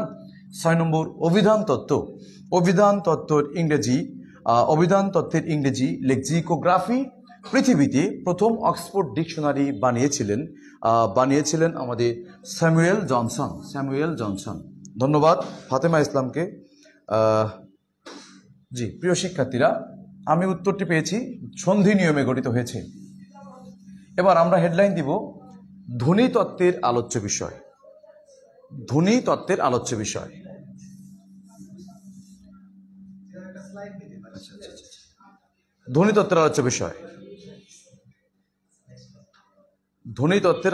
প্রিয় শিক্ষার্থীরা, ধ্বনিতত্ত্বের একটা সারা জীবন মুখস্থ করেছেন, এটা টেকনিকে মুখস্থ করেন। এটা ধ্বনিতত্ত্বের আলোচ্য বিষয়। প্রিয় শিক্ষার্থীরা, একটু মনে রাখবেন ধ্বনিতত্ত্বের মধ্যে কি কি আছে, শুধু একটু মনে রাখবেন। ধ্বনি শব্দের অর্থ, আমরা যা বলি তাই হলো ধ্বনি। তাহলে আমরা যা বলি তাই হলো ধ্বনি। মনে রাখবেন, ধ্বনি রিলেটেড যত শব্দ আছে সব ধ্বনিতত্ত্বের আলোচ্য বিষয়। আমরা যা বলি তাই হলো ধ্বনি। আর ধ্বনি শব্দের অর্থ হচ্ছে উচ্চারণ। তাহলে আমি যদি প্রশ্ন করি, স্বরধ্বনি, ব্যঞ্জন ধ্বনি সবগুলো ব্যাকরণের কোন তত্ত্বে? ধ্বনিতত্ত্বে। ধ্বনি, আমরা যা বলি ধ্বনি শব্দের অর্থ উচ্চারণ। আর আমরা যেটা লিখি তা হচ্ছে বর্ণ। অতএব একটা প্রশ্ন, ধ্বনির লিখিত রূপকে বলা হয় বর্ণ, আর আমরা যা বলি তাই হলো ধ্বনি, আর ধ্বনি শব্দের অর্থ উচ্চারণ। এবার প্রশ্ন, বর্ণ রিলেটেড যা আছে, স্বরবর্ণ, ব্যঞ্জন বর্ণ, ব্যঞ্জনমালা, বর্ণ রাশি, বর্ণের বিন্যাস, সব ব্যাকরণের ধ্বনিতত্ত্বে আলোচনা হয়েছে। এবার আসেন, উচ্চারণ ইজ দ্য ফ্যাক্ট। সেটা হচ্ছে, আমি যদি শব্দ বলি ভয়রস্যু লা ভুল, আবার যদি বলি ভয়ে দীর্ঘ লা ভুল। প্রিয় শিক্ষার্থীরা, এই শব্দটার মধ্যে পার্থক্য বানানের উচ্চারণের কোনো পার্থক্য নাই। ভয়রস্যু লা ভুল ও ভয়ে দীর্ঘ লা ভুল, পার্থক্য বানানের উচ্চারণের কোনো ফ্যাক্ট নাই। কোয়েশ্চেন, যে বানানটা সঠিক হয় তাকে আমরা বলি শুদ্ধ, আর যে বানানটা ভুল হয় তাকে আমরা বলি অশুদ্ধ। তাহলে প্রিয় শিক্ষার্থীরা, যা লিখেছি সব ধ্বনিতত্ত্বে, আরো একবার, যা বলি তাই হলো ধ্বনি, যা লিখি তা হলো বর্ণ, ধ্বনি হলো উচ্চারণ, সে উচ্চারণ সঠিক হলে, বানান সঠিক হলে হবে শুদ্ধ, ভুল হলে হবে অশুদ্ধ। এগুলো সবই ব্যাকরণের ধ্বনিতত্ত্বে আলোচনা হয়েছে। আরো একবার, আরেকটা প্রশ্ন, তবে এর বাইরে দুইটা প্রশ্ন, একটা প্রশ্ন কনফার্ম আসবে, সন্ধি ব্যাকরণের কোন তত্ত্বে? মনে রাখার টেকনিক, সন্ধির মধ্যে ধ আছে, ধ্বনির মধ্যে ধ আছে, এর মধ্যে দন্তন্য আছে, এর মধ্যে দন্তন্য আছে। অতএব সন্ধি ব্যাকরণের ধ্বনিতত্ত্বে আলোচনা হয়েছে। আরেকটা প্রশ্ন, সেটা হচ্ছে নত্যবিধান ও সত্যবিধান। নত্ব ও সত্যবিধান ও ব্যাকরণের ধ্বনিতত্ত্বে আলোচনা হয়েছে। কোয়েশ্চেন, ধ্বনিতত্ত্বের আলোচ্য বিষয় কি কি? প্রিয় শিক্ষার্থীরা, আমি আর একটা প্রশ্ন ছড়িয়ে দিচ্ছি, সেটা হচ্ছে ব্যাকরণের আদি স্থান কোথায়? প্রিয় শিক্ষার্থীরা, ব্যাকরণের আদি স্থান কোথায়? উত্তরটি আমরা কমেন্টে জানাচ্ছি। আর সবাই কমেন্ট করি। বারবার বলছি, আজ মেনশনকারীর জন্য পুরস্কার এবং উত্তরদাতার জন্য পুরস্কার আছে। প্রিয় শিক্ষার্থীরা, ধ্বনিতত্ত্বের আলোচ্য বিষয় আমরা যা বলি তাই হলো ধ্বনি, আর ধ্বনি অর্থ উচ্চারণ, আর আমরা যা লিখি তাই হলো বর্ণ। আর উচ্চারণ যদি সঠিক হয়, বানান সঠিক হলে হয় শুদ্ধ, ভুল হলে অশুদ্ধ।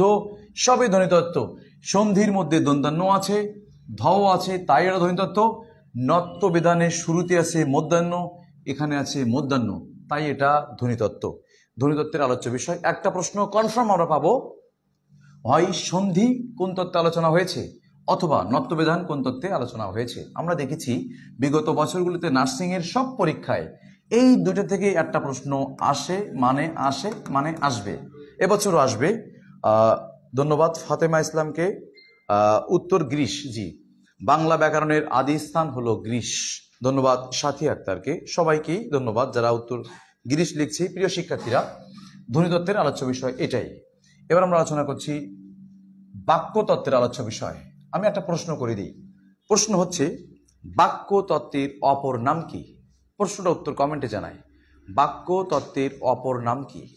প্রশ্ন, বাক্যতত্ত্বের আলোচ্য বিষয়। বাক্যতত্ত্বের আলোচ্য বিষয় এটা আমরা FM মেথডে শিখব। FM মেথড অতএব হচ্ছে ফাঁকিবাজি মেথড, যেটা আর কি FM মেথড। আমরা দেখছি বাক্যতত্ত্বের আলোচ্য বিষয়। আমি একটা শব্দ বললাম বাক্য প্রকরণ। আমি একটা শব্দ বললাম বাক্য রূপান্তর। আমি একটা শব্দ বললাম বাক্য শ্রেণীবিভাগ। আমি একটা শব্দ বললাম বাক্য প্রকরণ, রূপান্তর, বাক্যের প্রকারভেদ। আমি একটা শব্দ বললাম বাক্যের সংকোচন। প্রিয় শিক্ষার্থীরা, ফাঁকিবাজি মেথড এটাই, সকল শব্দের শুরুতে বাক্য আছে। বাক্য প্রকরণ। ধন্যবাদ সবাইকে উত্তরটি কারেক্ট করার জন্য পদক্রম। প্রিয় শিক্ষার্থীরা, আমরা দেখেছি বাক্য প্রকরণের শুরুতে বাক্য আছে, বাক্য রূপান্তর বাক্য আছে, বাক্যের শ্রেণী বাক্য আছে, বাক্যের প্রকারভেদ বাক্য আছে, বাক্য সংকোচন বাক্য আছে। অতএব বাক্যযুক্ত শব্দ যেখানেই থাকবে সেটার উত্তর হবে বাক্যতত্ত্বে। তাহলে আমরা দেখতেই পেয়েছি বাক্য শুরুতে আছে, তার মানে বাক্যতত্ত্বে। কিন্তু কোশ্চেন তো করবে আমার বাবা মা না, অথবা শ্বশুর শাশুড়ি না, কোশ্চেন একটু পেঁচাই আসবে আর কি। কোশ্চেনটা যেটা আসে বাক্য সংকোচন, এর অপর নাম হচ্ছে এক কথায় প্রকাশ। প্রিয় শিক্ষার্থীরা, তাহলে পরীক্ষায় এটাই দিবে, এক কথায় প্রকাশ কোন তত্ত্বে। তাহলে বুঝলাম বাক্য সংকোচন যা এক কথায় প্রকাশ, তাহলে এটি বাক্যতত্ত্বে আলোচনা হয়েছে। একটু মুখস্থ রাখতে হবে আপনাকে তিনটা বিষয়। এক নম্বর হচ্ছে উক্তি। এইগুলো ছাড়া মুখস্থ রাখবেন আপনি উক্তি। বাচ্য মনে রাখার দরকার নাই, কারণ বাচ্য আর বাক্য উচ্চারণ একই রকম। বয়াকারে আছে, শেষে আছে জফলা, এখানে বয়াকার, শেষে জফলা। অতএব বাচ্য ব্যাকরণের বাক্যতত্ত্বে আলোচনা হয়েছে। এবার আমরা মুখস্থ করছি জ্যোতিচিহ্ন। এই তিনটা উক্তি, বাচ্য ও জ্যোতিচিহ্ন ব্যাকরণের বাক্যতত্ত্বে আলোচনা হয়েছে। প্রিয় শিক্ষার্থীর, প্রশ্নের উত্তর একটা প্রশ্ন ছড়িয়ে দিই। বাঙালি হিসেবে প্রথম বাংলা ব্যাকরণ কে রচনা করেন? আমরা কমেন্ট উত্তরটা জানাই। বাঙালি হিসেবে প্রথম বাংলা ব্যাকরণ কে রচনা করেন? তাহলে আমরা দুইটা তত্ত্বের আলোচনা শিখলাম। একটা হচ্ছে ধ্বনিতত্ত্ব। ধ্বনি মানে উচ্চারণ, যা বলি তাই উচ্চারণ, যা লিখি তাই বর্ণ। ধ্বনির লিখিত রূপ বর্ণ। তাহলে বর্ণ ও ধ্বনি সংক্রান্ত যা আছে, বানান কারেক্ট হলে সঠিক, ভুল হলে অশুদ্ধ, সব ধ্বনিতত্ত্বে। সন্ধির শুরুতে আছে স, পরে দন্তান্ন অথবা ধ, এবং নত্ব সত্যবিধান ব্যাকরণের ধ্বনিতত্ত্বে।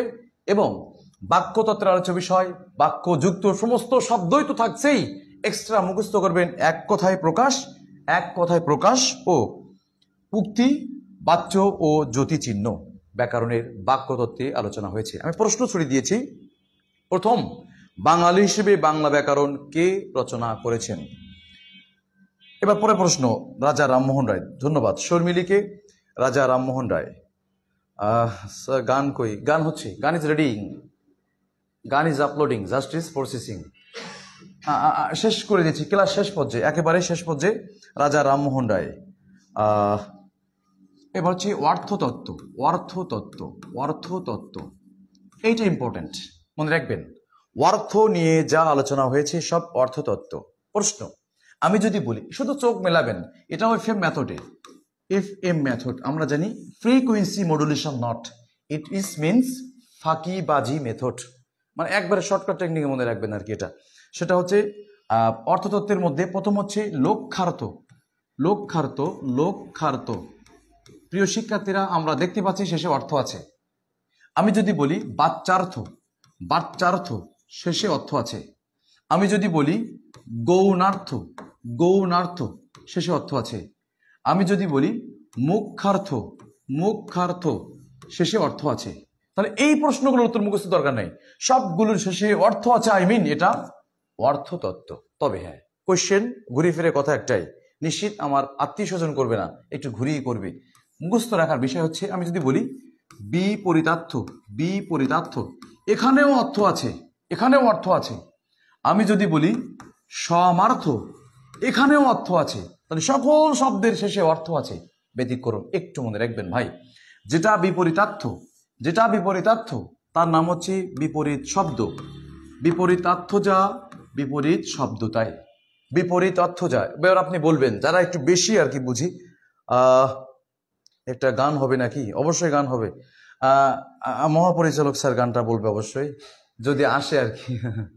আমরা দেখছি ভাই, দেখছি বিপরীত অর্থ যা, বিপরীত শব্দ তাই। এখন প্রশ্ন হচ্ছে, এতক্ষণ আমি যা বলেছি, বাক্য থাকলে বাক্য, ধ্বনি থাকলে ধ্বনি, শব্দ থাকলে শব্দ, অর্থ থাকলে অর্থ, কিন্তু আপনি পড়িয়েছেন অর্থ বিপরীত শব্দ। কিন্তু মনে রাখবেন, বিপরীত অর্থ যা, বিপরীত শব্দ তাই।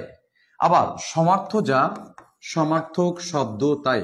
আপনি ভাববেন না যে অর্থ আছে বলে অর্থতত্ত্ব, বাক্য আছে বলে বাক্যতত্ত্ব, ধ্বনি আছে বলে ধ্বনিতত্ত্ব, অ্যাজ এ লিটারালি সমার্থক শব্দ। এটা যদি পরীক্ষায় আসে, আপনি না ক্লাস করে থাকলে আজকের ক্লাসে তারা মিস করছেন। আমি বিশ্বাস করি আমরা প্রত্যেকে এটা আনসার দিয়ে আসবো শব্দতত্ত্বে, দেওয়াটাই স্বাভাবিক। কারণ ধ্বনিগুলো যদি ধ্বনিতত্ত্ব হয়, অর্থ থাকলে যদি অর্থতত্ত্ব হয়, বাক্য থাকলে বাক্যতত্ত্ব হয়, তাহলে শব্দ থাকলে এটা শব্দতত্ত্বে টিক মারবো, এটা স্বাভাবিক। কিন্তু না, সমার্থ যা, সমার্থক শব্দ তাই। বিপরীতার্থ যা, বিপরীত শব্দ তাই। প্রিয় শিক্ষার্থীরা, এটা ছিল অর্থতত্ত্বের আলোচ্য বিষয়। লাস্ট অন আমাদের একটা আলোচ্য বিষয় আছে, সেটা হচ্ছে শব্দতত্ত্ব। শব্দতত্ত্ব। প্রিয় শিক্ষার্থীরা, আমি প্রশ্ন করছি আরেকটা প্রশ্ন, সেটা হচ্ছে শব্দতত্ত্বের অপর নাম কি? শব্দতত্ত্বের অপর নাম কি? অবশ্যই উত্তরটা আমরা জানাচ্ছি। প্রিয় শিক্ষার্থীরা, এরপর আমরা আলোচনা করছি শব্দতত্ত্ব। একবারে সবচেয়ে বিএফএম, বিএফএম বেস্ট ফাঁকিবাজি মেথড, সবচেয়ে গুরুত্বপূর্ণ যে রুলস, বিএফএম বেস্ট ফাঁকিবাজি মেথড, সেটা হচ্ছে যে হচ্ছে এটাই উত্তর, এক কথায় উত্তর এটাই। আচ্ছা, এভাবে নোট করবেন। হ্যাঁ, আমি গান শোনাচ্ছি শেষ একেবারেই এক। আমাদের মহাপরিচালক স্যার আসলে সাথে একটা রূপতত্ত্ব রিকোয়েস্ট করছেন। তিনি রিকোয়েস্ট না, তিনি বলছেন একটা গান বলার জন্য। এটা অবশ্যই আমাকে গাইতে হবে। আমরা সবাই বলছে যে গান শুনতে চাই, তাহলে আমরা কি একটা গান বলবো? সবাই উত্তর, ধন্যবাদ। উত্তর রূপতত্ত্ব। আমরা একটা গান শুনছি, সেটা হচ্ছে পরীক্ষা আসা মতো একটা গান আর কি, পরীক্ষায় আসে আর কি। বন্দে আলী মিয়ার একটা বিখ্যাত, আমাদের শাহ আব্দুল করিমের একটা বিখ্যাত গান আমরা গাচ্ছি। আমরা এটা শুনবো আর কি সবাই মিলে একসাথে। গানটা হচ্ছে আপনাদের রিলেটেড, সবাই জানা, আমরা সেটা চেষ্টা করছি। সেটা হচ্ছে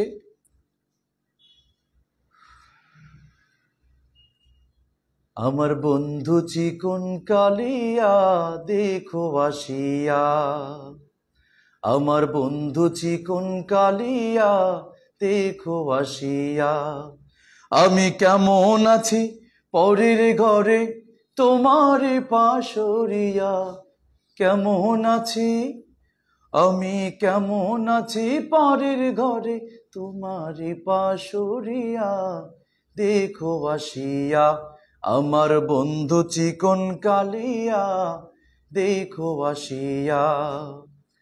যদি দেখার ইচ্ছে হয় তোমার নিঠুর মনে লয়, কালিন্দির ওই ঘাটে আইসো দুপুরের সময়।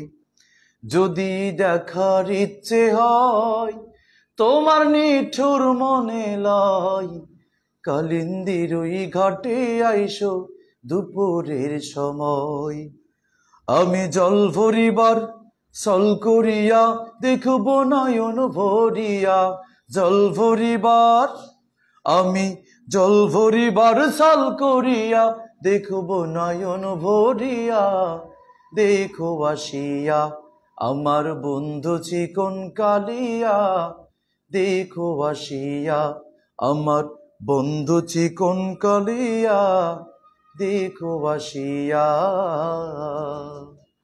আমার নিঠুর মনোহর খুঁজে পাই তোমার লাগর, খুলিয়া কইতাম তোমারে পরাণের খবর। আমার নিঠুর মনোহর খুঁজে পাই তোমার লাগর, খুলিয়া কইতাম তোমারে পরাণের খবর।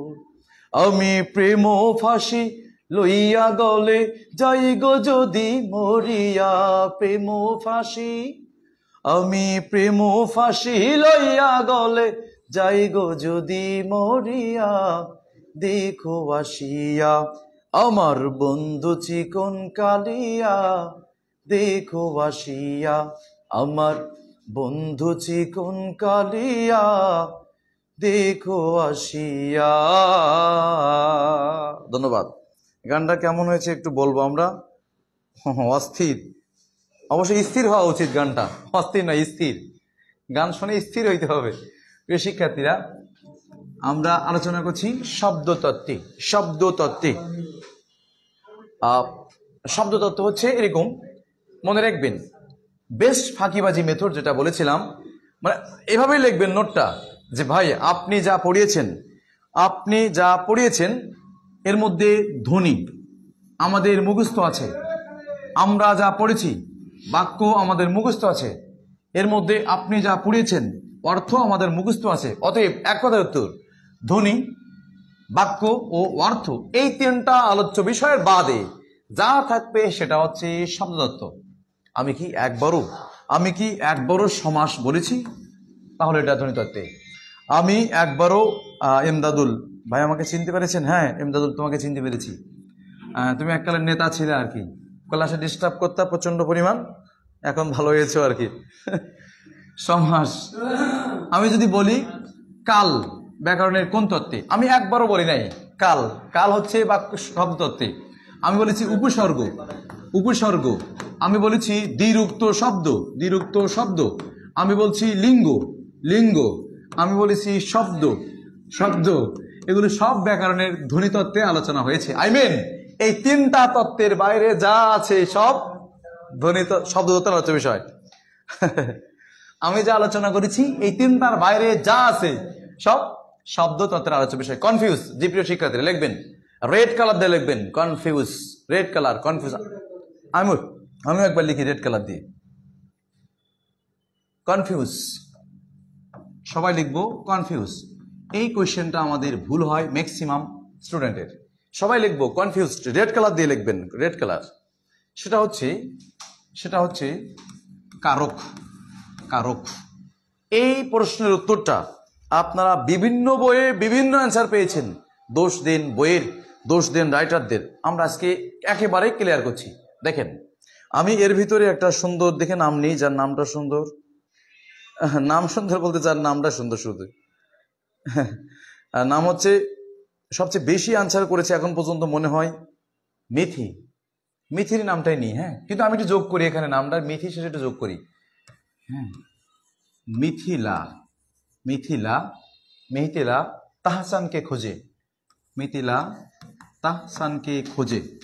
তাহসানকে খোঁজে, এই প্রশ্নের উত্তর মনে করেন এটা একটা সব বাক্য। এবার আমি কারক বলছি, একটু কারক হালকা দেখাচ্ছি। মিথিলা তাহসানকে খোঁজে, এটা কোন কারক? মিথিলা তাহসানকে খোঁজে, এটা কোন কারক? আমি বিশ্বাস করি আপনি উত্তর করতে পারবেন না, কারণ এর মধ্যে কোনো শব্দের তলায় আন্ডারলাইন নাই, আন্ডারলাইন নাই। এটা কোনো কারক নয়। তাহলে কারক, আমি আগেই বলছি, কারক দুটো তত্ত্ব আলোচনা হয়েছে। কেউ কেউ বলে শব্দ, আবার কেউ বলে বাক্য। আমরা আজকে ক্লিয়ার করছি।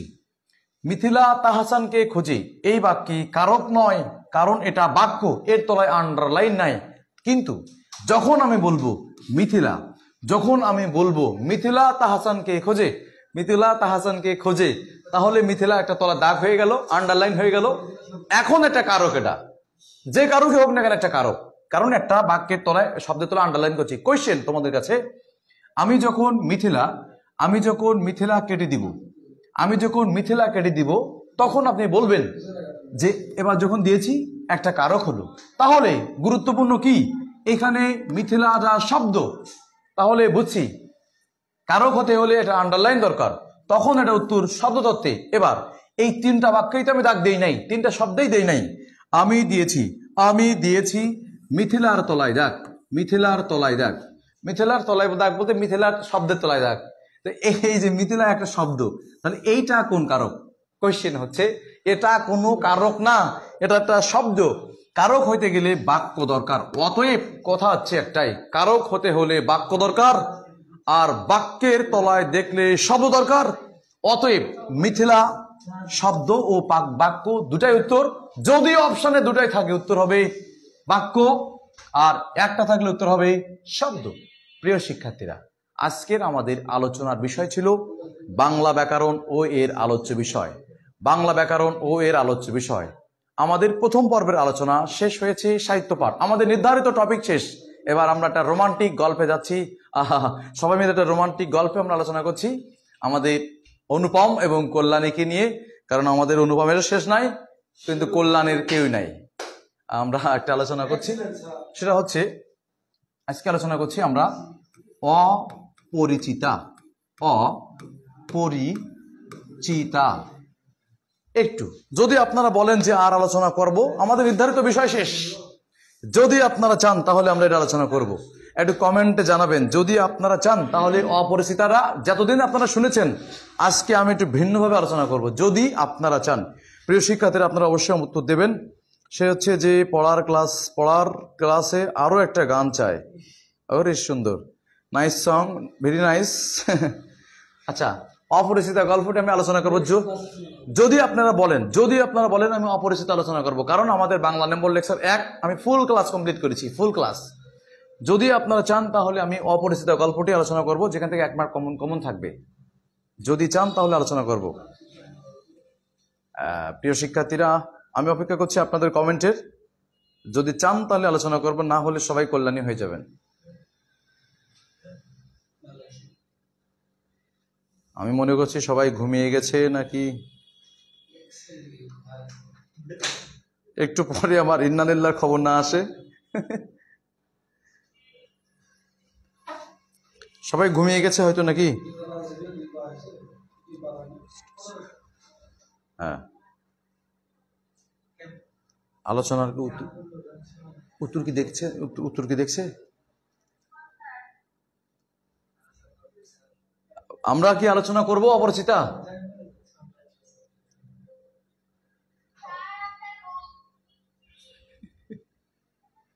এই করবে, দেখেন তো উত্তর দিয়েছে নাকি কেউ। আলোচনা করবো কিনা এই জানান, সবাই জানাও। হ্যাঁ, নাহলে কিন্তু অপরিচিত আলোচনা করে দেবো একবারে। বেঁধে যাচ্ছে, তাই শোনা যাচ্ছে না নাকি? ও না, ওরা বলবে তো, আমি দেখতে পাচ্ছি না এটা। ও আমি দুঃখিত, আমি দেখতে পাই নাই। হ্যাঁ, বলছি অপরিচিতা। প্রিয় শিক্ষার্থী, 1 মিনিট আলোচনা করছি। দেখো, লিঙ্গ, আচ্ছা, লিঙ্গ আমি আলোচনা করছি অপরিচিতা শেষে। এখানে 2 লিঙ্গের মানুষ আছে তো। আচ্ছা, অপরিচিতা গল্পটি রচনা করেছেন সবাই জানে আমাদের গুরু রবীন্দ্রনাথ। এসব প্রশ্ন পরীক্ষায় এমনি তোমরা জানো। আমি শুধু একটু আলোচনা করছি ডিটেলস, একটু ক্লাসটা দেখো, হয়তো এটাই জীবনের শ্রেষ্ঠ অপরিচিতা পড়া হবে। একটু রোমান্টিকলি ভাব, জি সবাই একটু রোমান্টিক ভাবানি। হ্যাঁ হ্যাঁ, অপরিচিতা এই গল্পে প্রথম কাহিনী অনুপমকে নিয়ে, প্রথম কাহিনী অনুপমকে নিয়ে। অনুপম এই গল্পে অনুপম নায়ক। আমরা জানি পরীক্ষায় যেটা আসে 1 নম্বর প্রশ্ন যে অপরিচিতা গল্পটি কার জবানিতে প্রকাশ পেয়েছে, কার জবানিতে প্রকাশ পেয়েছে? উত্তর হবে অনুপমের জবানিতে। এবার কোয়েশ্চেন হচ্ছে, অনুপম যখন গল্পটি লিখেন, অনুপম যখন গল্পটি লিখেন তখন তার এজ ছিল, তখন তার এজ ছিল 23। অনুপম যখন গল্পটি লিখেন তখন তার বয়স ছিল 23। কিন্তু যখন যখন গল্পটা পাবলিশড হয়, যখন গল্পটা পাবলিশড হয় তখন তার বয়স ছিল 27, অর্থাৎ 4 বছরের ডিস্টেন্স এখানে।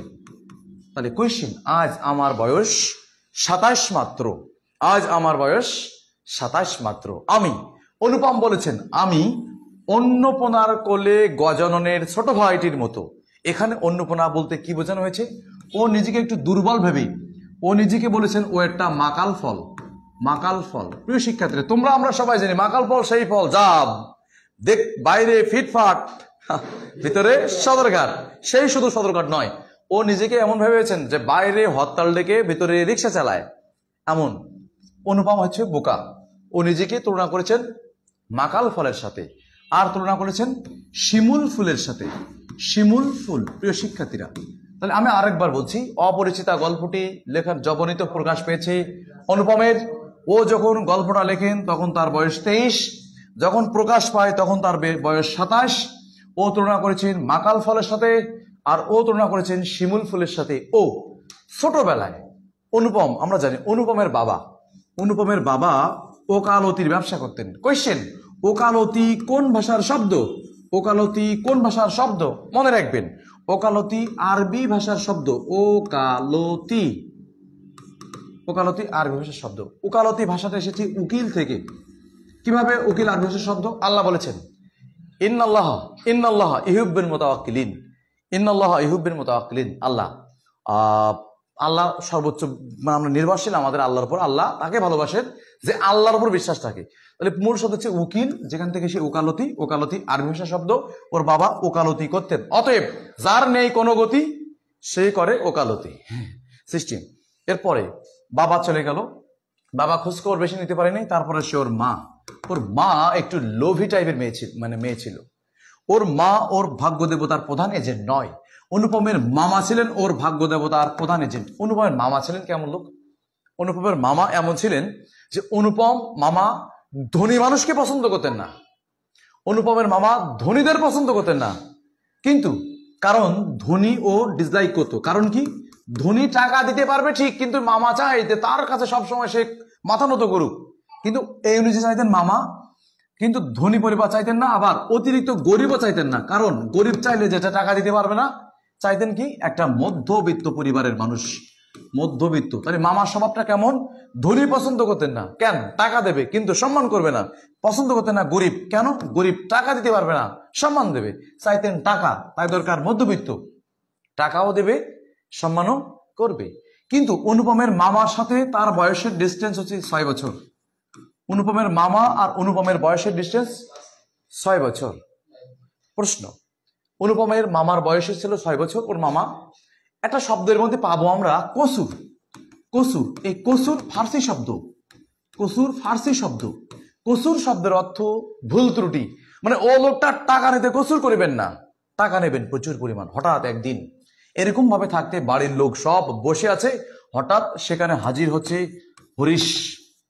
হরিশ এসে মামাকে বলছে, হে মেয়ে যদি বলো একটা খাসা মেয়ে আছে। খাসা, খাসা, এই খাসা হচ্ছে, খাসা শব্দের অর্থ, খাসা মনে রাখবেন, খাসা ফার্সি শব্দ। খাসা অর্থ হচ্ছে ইনটেক আর কি, মানে মেয়ের সব ঠিকঠাক আছে আর কি, কোনো সমস্যা নাই, মানে সুন্দর মেয়েটা, আচারে ব্যবহারে নম্র ভদ্র, এমন একটা মেয়ে। কিন্তু হরিশ সম্পর্কে আপনি বলবেন, হরিশ এই লোকটা আসর জমাইতে অদ্বিতীয়, আসর জমাইতে এর মতন কেউ পারতো না। এই কাজ করতো কানপুরে, এই কাজ করতো কানপুরে, হরিশ কাজ করতো কানপুরে। প্রশ্ন, কে তাদের বিয়ের প্রথম দায়িত্ব নিয়ে আসে? হরিশ কাজ করতো কানপুরে, বলেছিল খাসা মেয়ে আছে। মামা জিজ্ঞেস করলেন অনুপম মানে হরিশকে, মেয়ের বয়স কত? মামা বললেন, হরিশ বললেন মেয়ের বয়স মানে মেয়ে কল্যাণী, কল্যাণীর বয়স 15 বছর। মামার মনটা খারাপ। মামা বললেন কেন এত বছর বয়সী?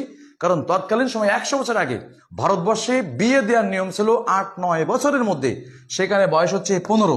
মামা বললেন এই মেয়ের মধ্যে ঝামেলা আছে, এ হাবলায় ঘাবলা কাটছে, কোনো না কোনো কাজ তো করছেই, যার জন্য বিয়ে হচ্ছে না।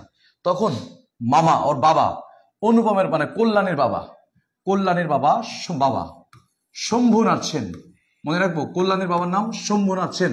তিনি পেশায় ছিলেন একজন ডক্টর, পেশায় ছিলেন একজন ডক্টর। উনি বললেন না আমার মেয়ের কোনো সমস্যা নয়, আমার মেয়েকে যোগ্য পাত্রী পায় না বলে তাকে বিয়ে দেওয়া হয়নি।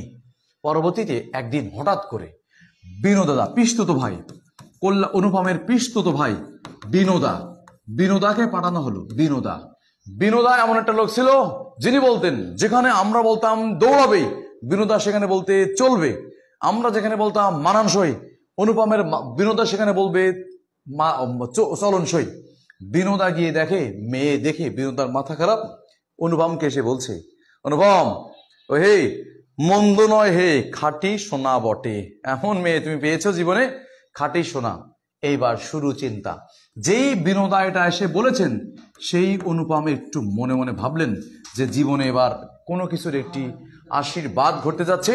তখন সে চিন্তা করছে, অনুপম মনে মনে চিন্তা করতেই আছে। অনুপম ভাবছে তার জীবনে যে খাসা মেয়ে এসেছে, তার জীবনে যে ভালো মেয়ে এসেছে, কল্পনা করতে করতে শুরু। হঠাৎ একদিন দেখা হয়ে গেল অনুপম, তাদের প্রথম গায়ে হলুদ মনে রাখবেন। এই গায়ে হলুদের দিন অনুপমের মা আর অনুপমের মামা যতটুকু লোক যাওয়ার কথা ছিল তার থেকে বেশি লোক এসেছে। তাই সবাই বলছে অনুপমের মা আর অনুপমের মামা খুব খুশি যে আজকে অনেক লোক আসবে। এবার বিয়ের দিন হলো। এবার আমরা একটা জিনিস সবাই খেয়াল করি, বিবাহের দিন শম্ভুনাথ সেন মানে ওর মামা অনুপমের গোষ্ঠী সবাই ঠিক থাকলেও অনুপমের মামা বিয়ের দিন সব ভুল করলেও একটা ভুল করেছিলেন, সাথে শেকরা নিয়ে গিয়েছিলেন। এই শেকরা ফার্সি শব্দ। কারণ অনুপমের মামা চাইছিলেন যা সে গহনা দেয় সবকিছু শেকরা পরীক্ষা করবে। এবার অনুপম, আমরা জানি যারা তোমরা হিন্দু ধর্মের আছো তোমরা জানো মুসলমানদের বিয়েটা এমন হয়, ধরো তক্তা মারো পেরেক। দেখতে গেছি বিয়ে, বাড়ি আছে বউ, এদিক আছে এই, সব জায়গায় আমাদের পাতানো সংসার। মুসলমানদের ধরলাম বিয়ে করলাম, বিয়ে হলো, ভাঙতেও সময় লাগে না, গড়তেও সময় লাগে না, ঠিক আমাদের জয় ভাইয়ের মতো আর কি। অর্থাৎ বিবাহ হলো শেকরা ফার্সি শব্দ, বিয়ের দিনখান সব ঠিক। তখন বিয়ের দিন যখন হলো তখন শেকরাকে মামা বললেন যে আপনি গহনাগুলো পরীক্ষা করেন। এই গহনাগুলো পরীক্ষা করে দেখলেন, শেখরা বললেন ওর মেয়েরা যা গহনা দিয়েছে তার গায়ে যা গহনা আছে, যা লাগবে তার থেকে বেশি গহনা। এবার অনুপম কল্যাণের বাবা বললেন এবার পরীক্ষা করা দরকার ইয়ারিং। কল্যাণের কানের ইয়ারিং পরীক্ষা করে দেখে কম। কে দিয়েছে? মামা দিয়েছে। তখন কল্যাণের বাবা বলছেন যারা আমার নিজের মেয়েকে বিয়ে দেব, যারা আমাকে গহনা চুরির কথা বলতে পারে তাদের সাথে অন্তপক্ষে আমি আমার মেয়েকে বিয়ে দিতে পারি না। চলে গেলেন। অনুপম মন ভেঙে পড়লেন। অনুপমকে কল্যাণের বাবা বললেন চলো আমরা খেয়ে নিই। অনুপমের মামা রাগ করলেন যে এটা কেমন নিয়ম, বিয়ের আগে খাওয়া কেন? তখন অনুপমের মামা বললেন বিআই সাহেব আপনি আমাদের সাথে ঠাট্টা করছেন। তখন কল্যাণের বাবা বললেন আমি ঠাট্টা করার ইচ্ছা আমার নাই, ঠাট্টার সম্পর্ক স্থায়ী করার দায়িত্ব আমার নয়, আপনিই ঠাট্টা করিয়েছেন। অনুপম মন খারাপ করে চলে গেল। স্বাভাবিকভাবে বিয়ে থেকে কেউ চলে গেলে সব ভেঙে চলে যায়। অনুপম মন ভেঙে বলে যে বাংলাদেশের আমি একমাত্র পুরুষ যাকে বিয়ের অনুষ্ঠান থেকে বসে চলে দেওয়া হয়েছে। চলে গেলেন কল্যাণী, অনুপম চলে গেলেন। অনুপম ভাবতে লাগলেন, গল্প হচ্ছে লাইন বলছি। অনুপম মনে মনে ভাবলেন, হঠাৎ একদিন ভাবলেন যে এরকম দুপুরবেলা, ঠিক দুপুরে টিনের ঘর, টপটুপুর বৃষ্টি পড়ে, সে সময় কল্যাণী গোসল করে আধো ভেজা চুল, শ্যাম্পু মিশ্রিত চুলে কি সে মাঝে মাঝে এরকম কি দেখে না? সে কি আমার ছবিটা নেয় না? অনুপম ভাবছে কল্যাণী করবে। কল্যাণীকে আমার ছবিটা নিয়ে দেখে না? দেখার সময় তার কি চুলটা ভিজে পড়ে না? টপ করে পানিও পড়ে না? তখন কল্যাণীর বাবার পায়ের শব্দ শুনে কি কল্যাণী ছবিটা আঁচলে লুকিয়ে রাখে না? আবার কল্যাণী ভাবে, অনুপম ভাবতে থাকে সে কি মাঝে মাঝে রাতে চাঁদনি রাতে, জ্যোৎস্না মিশ্রিত রাতে সে কি ছাদে যায় না? ছাদে গিয়ে সে কি একটা সাদা শাড়ি পরবে আর অনুপম একটা লাল পাঞ্জাবি পরবে। পাঞ্জাবি পরে দুজন মিলে এক কাপ চায়ের কাপে বসে সে দুজন প্রেমের গল্পকে তারা প্রেমের গল্প করে না? অনুপম ভাবে কল্যাণীকে এত কিছু করে না? কল্যাণীকে মাঝে মাঝে নদীতে এসে একটা ঢিল চলে বলবে, শব্দ তরঙ্গের মতো ঢিলের পানির আওয়াজটা চলে যাবে কল্যাণীর অনুপমের বাড়ির পাশে। কিন্তু কথা হচ্ছে, অনুপম যখন তার প্রেম নিয়ে চিন্তিত, ঠিক তখন কল্যাণী বিয়ে বিচ্ছেদের দিকে চলে গেছেন। হঠাৎ একদিন দেখা হয়েছিল কানপুর স্টেশনে দেখা হওয়ার সময় হঠাৎ করে অনুপম শুয়ে আছে, মুগ্ধের মতো, আমাদের শহীদ মীর মুগ্ধের মতো একটা আওয়াজ আসলো। মুগ্ধ বলেছিল পানি লাগবে নাকি পানি, আর কল্যাণী বলেছিল জায়গা আছে নাকি। অনুপম ভাবলেন যে এই কথাটা জায়গা আছে ওর কানে লেগে গেছে, যে এই কণ্ঠ এত সুন্দর, না জানি এই মানুষটা তার থেকে বেশি সুন্দর। ওই যে কল্পনা করতে করতে করতে করতে ট্রেন পার হয়ে যায়। কল্যাণ যখন অনুপম নামে তখন সে ট্রেনের ক্যামেরাটা রেখে যায়। তখন আরেক ট্রেনে যায়, দেখা হয় ওখানে অনুপমের মা আর অনুপম বসে আছে। সেখানে কল্যাণী এসে বলছে, আন্টি একটু জায়গা হবে? তখন অনুপমের মা বললেন, কল্যাণী বসে আছে, বলছে আন্টি ভিতরে আসুন, জায়গা আছে। অনুপম হঠাৎ ভাবলেন, এ তো সেই মানুষ, সেম কণ্ঠ, সেম ব্যক্তি। হঠাৎ পরে না চোখের পলক কি তোমার রূপের ঝলক, এই গানের সবাই মুক্ত হয়ে গেল। পরে না চোখের পলক কি তোমার রূপের ঝলক, এইরকম ভাবতে ভাবতে হঠাৎ করে যখন এক নাগারে যখন দেখতেই থাকে, তখন ভাবে যে আমার ক্যামেরা তো নাই। অনুপম কল্যাণের দিকে দেখতেই আছে, মানুষ এত সুন্দর হয়। হঠাৎ করে স্টেশন মাস্টার ওরকম মনে পড়ে, যেতে যেতে পথে পূর্ণিমা রাতে, এরকম ভাবতেই থাকে এ পথ যেন আর শেষ না হয়। ভাবতে ভাবতে ভাবতে ভাবতে হঠাৎ করে যখন চলে যায়, তখন দুজন মাস্টার এসে কল্যাণী অনুপমকে জিজ্ঞেস করে, এই রুমটা book, this room is booked, so you can turn this others train. এই রুম ছেড়ে দিতে হবে আপনাকে। কেউ বাধা দেয় নাই, অনুপমের মাও দেয় নাই, অনুপমও দেয় নাই, বাধা দিয়েছি কল্যাণী বলল, এ রুমটা আমার, আমিই বুক করেছি। অনুপম তখন একবার নিজের দিকে তাকালেন যে আমি ছেলে মানুষ তো, ভেবে দেখলেন যে আমি আসলেই ঠিক আছি তো নাকি শরীফা, ভেবে দেখলেন যে আমি বোধহয় ঠিক নেই, কারণ আমরা দুজন মানুষ থাকতে প্রতিবাদ করেছি কল্যাণী। তখন অনুপমের মা একবার জিজ্ঞেস করলেন কল্যাণীকে। কল্যাণী বলল, মানে কল্যাণী তখন সাথে কিছু লোক ছিল, চানাচুর বুট খাচ্ছিল। কল্যাণীকে বললো, হোয়াটস ইওর নেম? কল্যাণী বলল, my name is Kalyani. Your father name? Your father name is Shobhanath. My father name is Shobhanath, he is a doctor. যেই বললেন তখন অনুপম ভাবলেন যে খাপে খাপ মমতাজের বাপ, এটা একদম নিশ্চিত সেই মেয়েটি। কিন্তু ভাই দিন শেষে তাদের পরিচয় হয়নি, তারা কেউ দুজনকে দেখতে পায় নাই। বিধায় একদিন হঠাৎ করে স্টেশন থেকে নেমেই গেলেন। এই গল্পটা তাদের পূর্ণাঙ্গ রূপ প্রকাশ পায় নাই, তাই এই গল্পের নাম অপরিচিতা। আমরা সবাই জানি একটা সময় এই গল্পের হার্ট টাচিং লাইন সবাই আমরা জানি, সবাই একটা গল্পের লাইন জানি, ওগো অপরিচিতা, ওগো অপরিচিতা, তোমার পরিচয়, আর বলছি না, ওগো অপরিচিতা তোমার পরিচয় শেষ হয়েও যেন হইল না শেষ। আমার কাছে তুমি সেই মনোমুগ্ধকর মানুষটি, যাকে আমি সারা জীবন পাওয়ার প্রত্যাশা করেছিলাম, যাকে আমি নিয়ে যাওয়ার চেষ্টা করেছিলাম, এক পূর্ণিমার রাতের মিশ্রণে তোমাকে নিতে চেয়েছিলাম, সেই কল্যাণী। কিন্তু কল্যাণী ঠিক সেই সময় ব্যস্ত প্যাট্রিয়জম। কল্যাণী ঠিক সেই সময় ব্যস্ত দেশপ্রেমে, যার জন্য ভারতবর্ষে রবীন্দ্রনাথের প্রতিটা গল্পে যৌতুক প্রথার বিরোধিতা করে কল্যাণী যেমন প্রতিবাদ করেছিলেন যে এই বিয়ে হবে না, কারণ আমি বেঁচে থাকতেই দেশপ্রেমের মাতৃআজ্ঞার শিকার হয়েছি। অনুপম সেখানে ভাবতে থাকে এক রোমান্টিকতার স্বাদ। কিন্তু সেই লাইনটি, ওগো অপরিচিতা তোমার পরিচয়ে শেষ হয়েও যেন হইল না শেষ। প্রিয় শিক্ষার্থীরা, আজকের আমাদের আলোচ্য বিষয় ছিল বাংলা ব্যাকরণের আলোচ্য বিষয় ও অপরিচিতা। আমরা ফুললি আলোচনা করতে সক্ষম হয়েছি। আমরা অবশ্যই জানাবো আমরা একটু যে কেমন হয়েছে ক্লাসটা। প্রথম ক্লাস চেষ্টা করেছি সর্বোচ্চভাবে, তবে হ্যাঁ, মেনশনকারীর জন্য আমরা একটা পুরস্কার রেখেছি। আমাদের নিউরো নার্সিং ভর্তি কোচিং এর একটা ব্যাগ দেওয়া হবে, যে দিবেন এবং হচ্ছে যে সর্বোচ্চ পুরস্কার অ্যান্সার দিয়েছেন তাকে আমরা নিউরনের এক সেট বাংলা শিট দেওয়া হবে। তো আবার দেখা হবে ঠিক অনুপম ও হ্যাঁ, কারোর কোনো কোয়েশ্চেন থাকলে অবশ্যই আমরা একটা, যদি কোনো কোয়েশ্চেন থাকে অবশ্যই আমরা কোয়েশ্চেন করতে পারি আজকের পড়া রিলেটেড। একবার রিভিজ মেরে দিই, হ্যাঁ রিভিশন। ঝড়, ঝড় যেটা আমরা প্রথমে পড়েছি বলি। প্রথম কোয়েশ্চেন পড়েছি, বাংলা কোন ভাষার শব্দ? বাংলা কোন ভাষার শব্দ? কোয়েশ্চেন, উত্তর হবে সন্ধি। উত্তর হবে সন্ধি। আছে অনেশ্বর, বিচ্ছেদে ম। ব্যাকরণ কোন নিয়মে গঠিত? উত্তর হবে প্রত্যয়, কারণ আছে র। ভাঙলে হবে বি, বি আ ক্রি অন।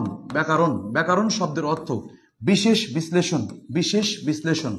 ব্যাকরণ শব্দের অর্থ বিশেষ বিশ্লেষণ। ব্যাকরণের আদি স্থান, ব্যাকরণের আদি স্থান গ্রিস, ব্যাকরণের আদি স্থান গ্রিস। ব্যাকরণের পাণিনি কে ছিলেন? পাণিনি একজন ব্যাকরণবিদ ছিলেন। একজন ব্যাকরণবিদ কোন ভাষা? সংস্কৃত ভাষা, সংস্কৃত ভাষার একজন ব্যাকরণবিদ ছিলেন। তারপর আমরা পড়েছি প্রথম বাংলা ভাষার ব্যাকরণ কে রচনা করেছেন? প্রথম বাংলা ভাষার ব্যাকরণ রচনা করেছেন ম্যানুয়েল দ্য সুমসাও। বাঙালি হিসেবে কে? রাজা রামমোহন রায়। ব্যাকরণটার নাম গৌড়ীয় ব্যাকরণ। আবিষ্কার করেছেন 1826 সালে, প্রকাশ পেয়েছে 1833 সালে। তারপরে প্রশ্ন, বাংলা আঞ্চলিক অভিধান ডক্টর শহীদুল্লাহ। বাংলা ভাষার ইতিবৃত্ত ডক্টর মোহাম্মদ শহীদুল্লাহ। তারপর আমরা পড়েছি বাংলা ভাষার মুদ্রাক্ষর প্রথম বাঙালি হিসেবে খোদাই করেন পঞ্চানন কর্মকার ও নন বাঙালি চার্লস উইলিকিনসন, চার্লস উইলিকিনসন। তারপর আমরা প্রশ্ন করেছি ডক্টর মোহাম্মদ শহীদুল্লাহকে বলা হয় ভাষাবিজ্ঞানী। তিনি ভাষাবিদ ছিলেন। তিনি বলেছিলেন, আমরা হিন্দু মুসলমান যেমন সত্য, তার চেয়ে বড় সত্য আমরা একজন বাঙালি। তিনি 2টা গ্রন্থ রচনা করেছেন। তারপর আমরা পড়েছি ভাষা 2 প্রকার, ভাষারীতি কথ্য ও লেখ্য। ভাষা পড়েছি 2টা, সাধু ভাষা, ওই সময় লাইন বলেছিলাম সাধু হও, সাধু সেজো না। যারা রাজশাহীর আছে, জেলগেট পার হয়ে, রেলগেট, আমাদের জেলগেট পার হয়েই একটা হিন্দুদের মন্দিরে লেখা আছে সাধু হও, সাধু সেজো না, দেখে নেব।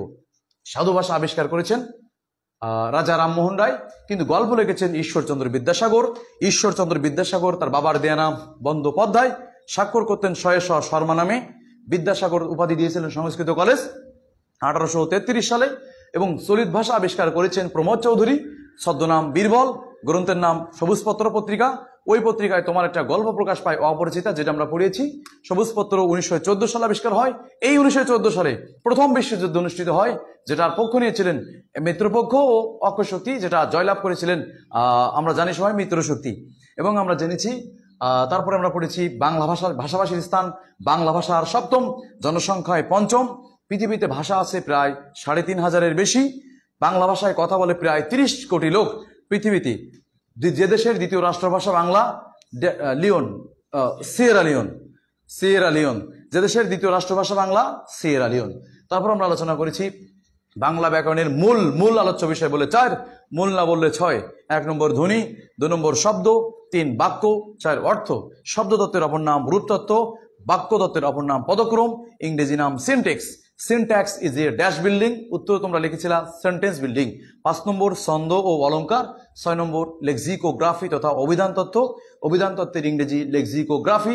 পৃথিবীতে প্রথম অক্সফোর্ড ডিকশনারি আবিষ্কার করেছেন ডক্টর স্যামুয়েল জনসন।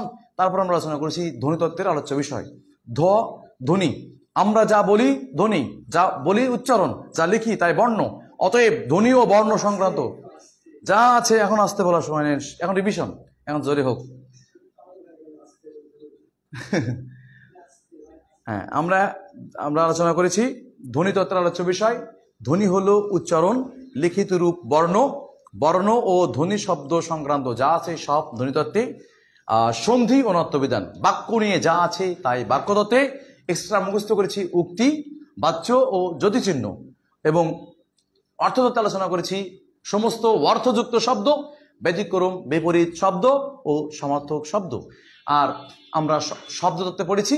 এই 3টার বাদে যা আছে সব শব্দতত্ত্বে আলোচনা হয়েছে। আজকে টপিক ছিল এটি। কারক নিয়ে কনফিউজ ছিল। কারক 2 তত্ত্বে আলোচনা হয়েছে, শব্দ ও বাক্য। তবে 2টাই যদি অপশন থাকে উত্তর হবে বাক্য, না থাকলে উত্তর হবে শব্দ। লাস্ট আলোচনা করেছি অপরিচিতা, লেখক রবীন্দ্রনাথ ঠাকুর। একটা প্রশ্ন তোমাদের লিখে রাখা উচিত, আমি লিখছি, সেটা হচ্ছে গীতাঞ্জলি। গীতাঞ্জলি এই গীতাঞ্জলির ইংরেজি নাম সং অফারিংস। এটা আমরা জেনে রাখবো, সং অফারিংস। গীতাঞ্জলির ইংরেজি নাম সং অফারিংস। তবে গীতাঞ্জলি লিখেছেন W.B. ইয়েটস। ইংলিশ সাহিত্য W.B. Yeats, William Butler Yeats. Gitanjali মূল নাম, যা অনুবাদ করেছেন রবীন্দ্রনাথ ঠাকুর। ইংরেজি নাম সং অফারিংস, লিখেছেন W.B. ইয়েটস। এটার জন্য 1913 সালে তিনি 1913 সালে নোবেল পুরস্কার পেয়েছিলেন। এই হচ্ছে অনুপম, আমরা পড়েছি অনুপমের বয়স, গল্প লিখেছিলেন 23, বয়স ছিল 27, 4 বছর। মাকাল ফল, মাকাল ফল, মাকাল ফল বলতে বাইরে ফিটফাট, ভিতরে সদরঘাট। কোন ফুল? শিমুল ফুল। বয়স পার্থক্য ছিল মামার সাথে 6 বছরের। মামা ছিলেন লোভী পরিবারের। সর্বশেষ একটা প্রশ্ন আমরা ভুলে গেছিলাম, একটা লাইন ছিল যে সবুর করিবেন না, মেয়ের বয়স সবুর করিতেন না। সবুর, এই সবুর শব্দটি আরবি, সবুর শব্দটা আরবি, যেটা আমরা দেখেছি সবর। সবর শব্দটা হচ্ছে আরবি, যেটা হচ্ছে অর্থ ধৈর্য, যার অর্থ ধৈর্য।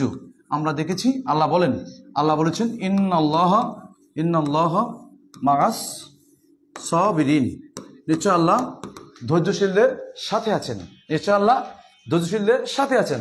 মানে সবর হচ্ছে আরবি ভাষার শব্দ। আজকেই এ পর্যন্ত, নো মোর টুডে। ও হ্যাঁ হ্যাঁ, এই টপিক্সের উপরে আমরা আগামীকাল একটা এক্সাম নিতে পারবো যদি আপনারা আগ্রহ হন। নিউরন অ্যাপসে, হ্যাঁ আমাদের অ্যাপসে আছে, নিউরন অ্যাপসে আগামীকাল আমাদের একটা প্রশ্ন পরীক্ষা হবে, অবশ্যই এই টপিক্সের উপরে একটা প্রশ্ন থাকবে। আপনারা ভালো থাকবেন, ধন্যবাদ, ধন্যবাদ সবাইকে।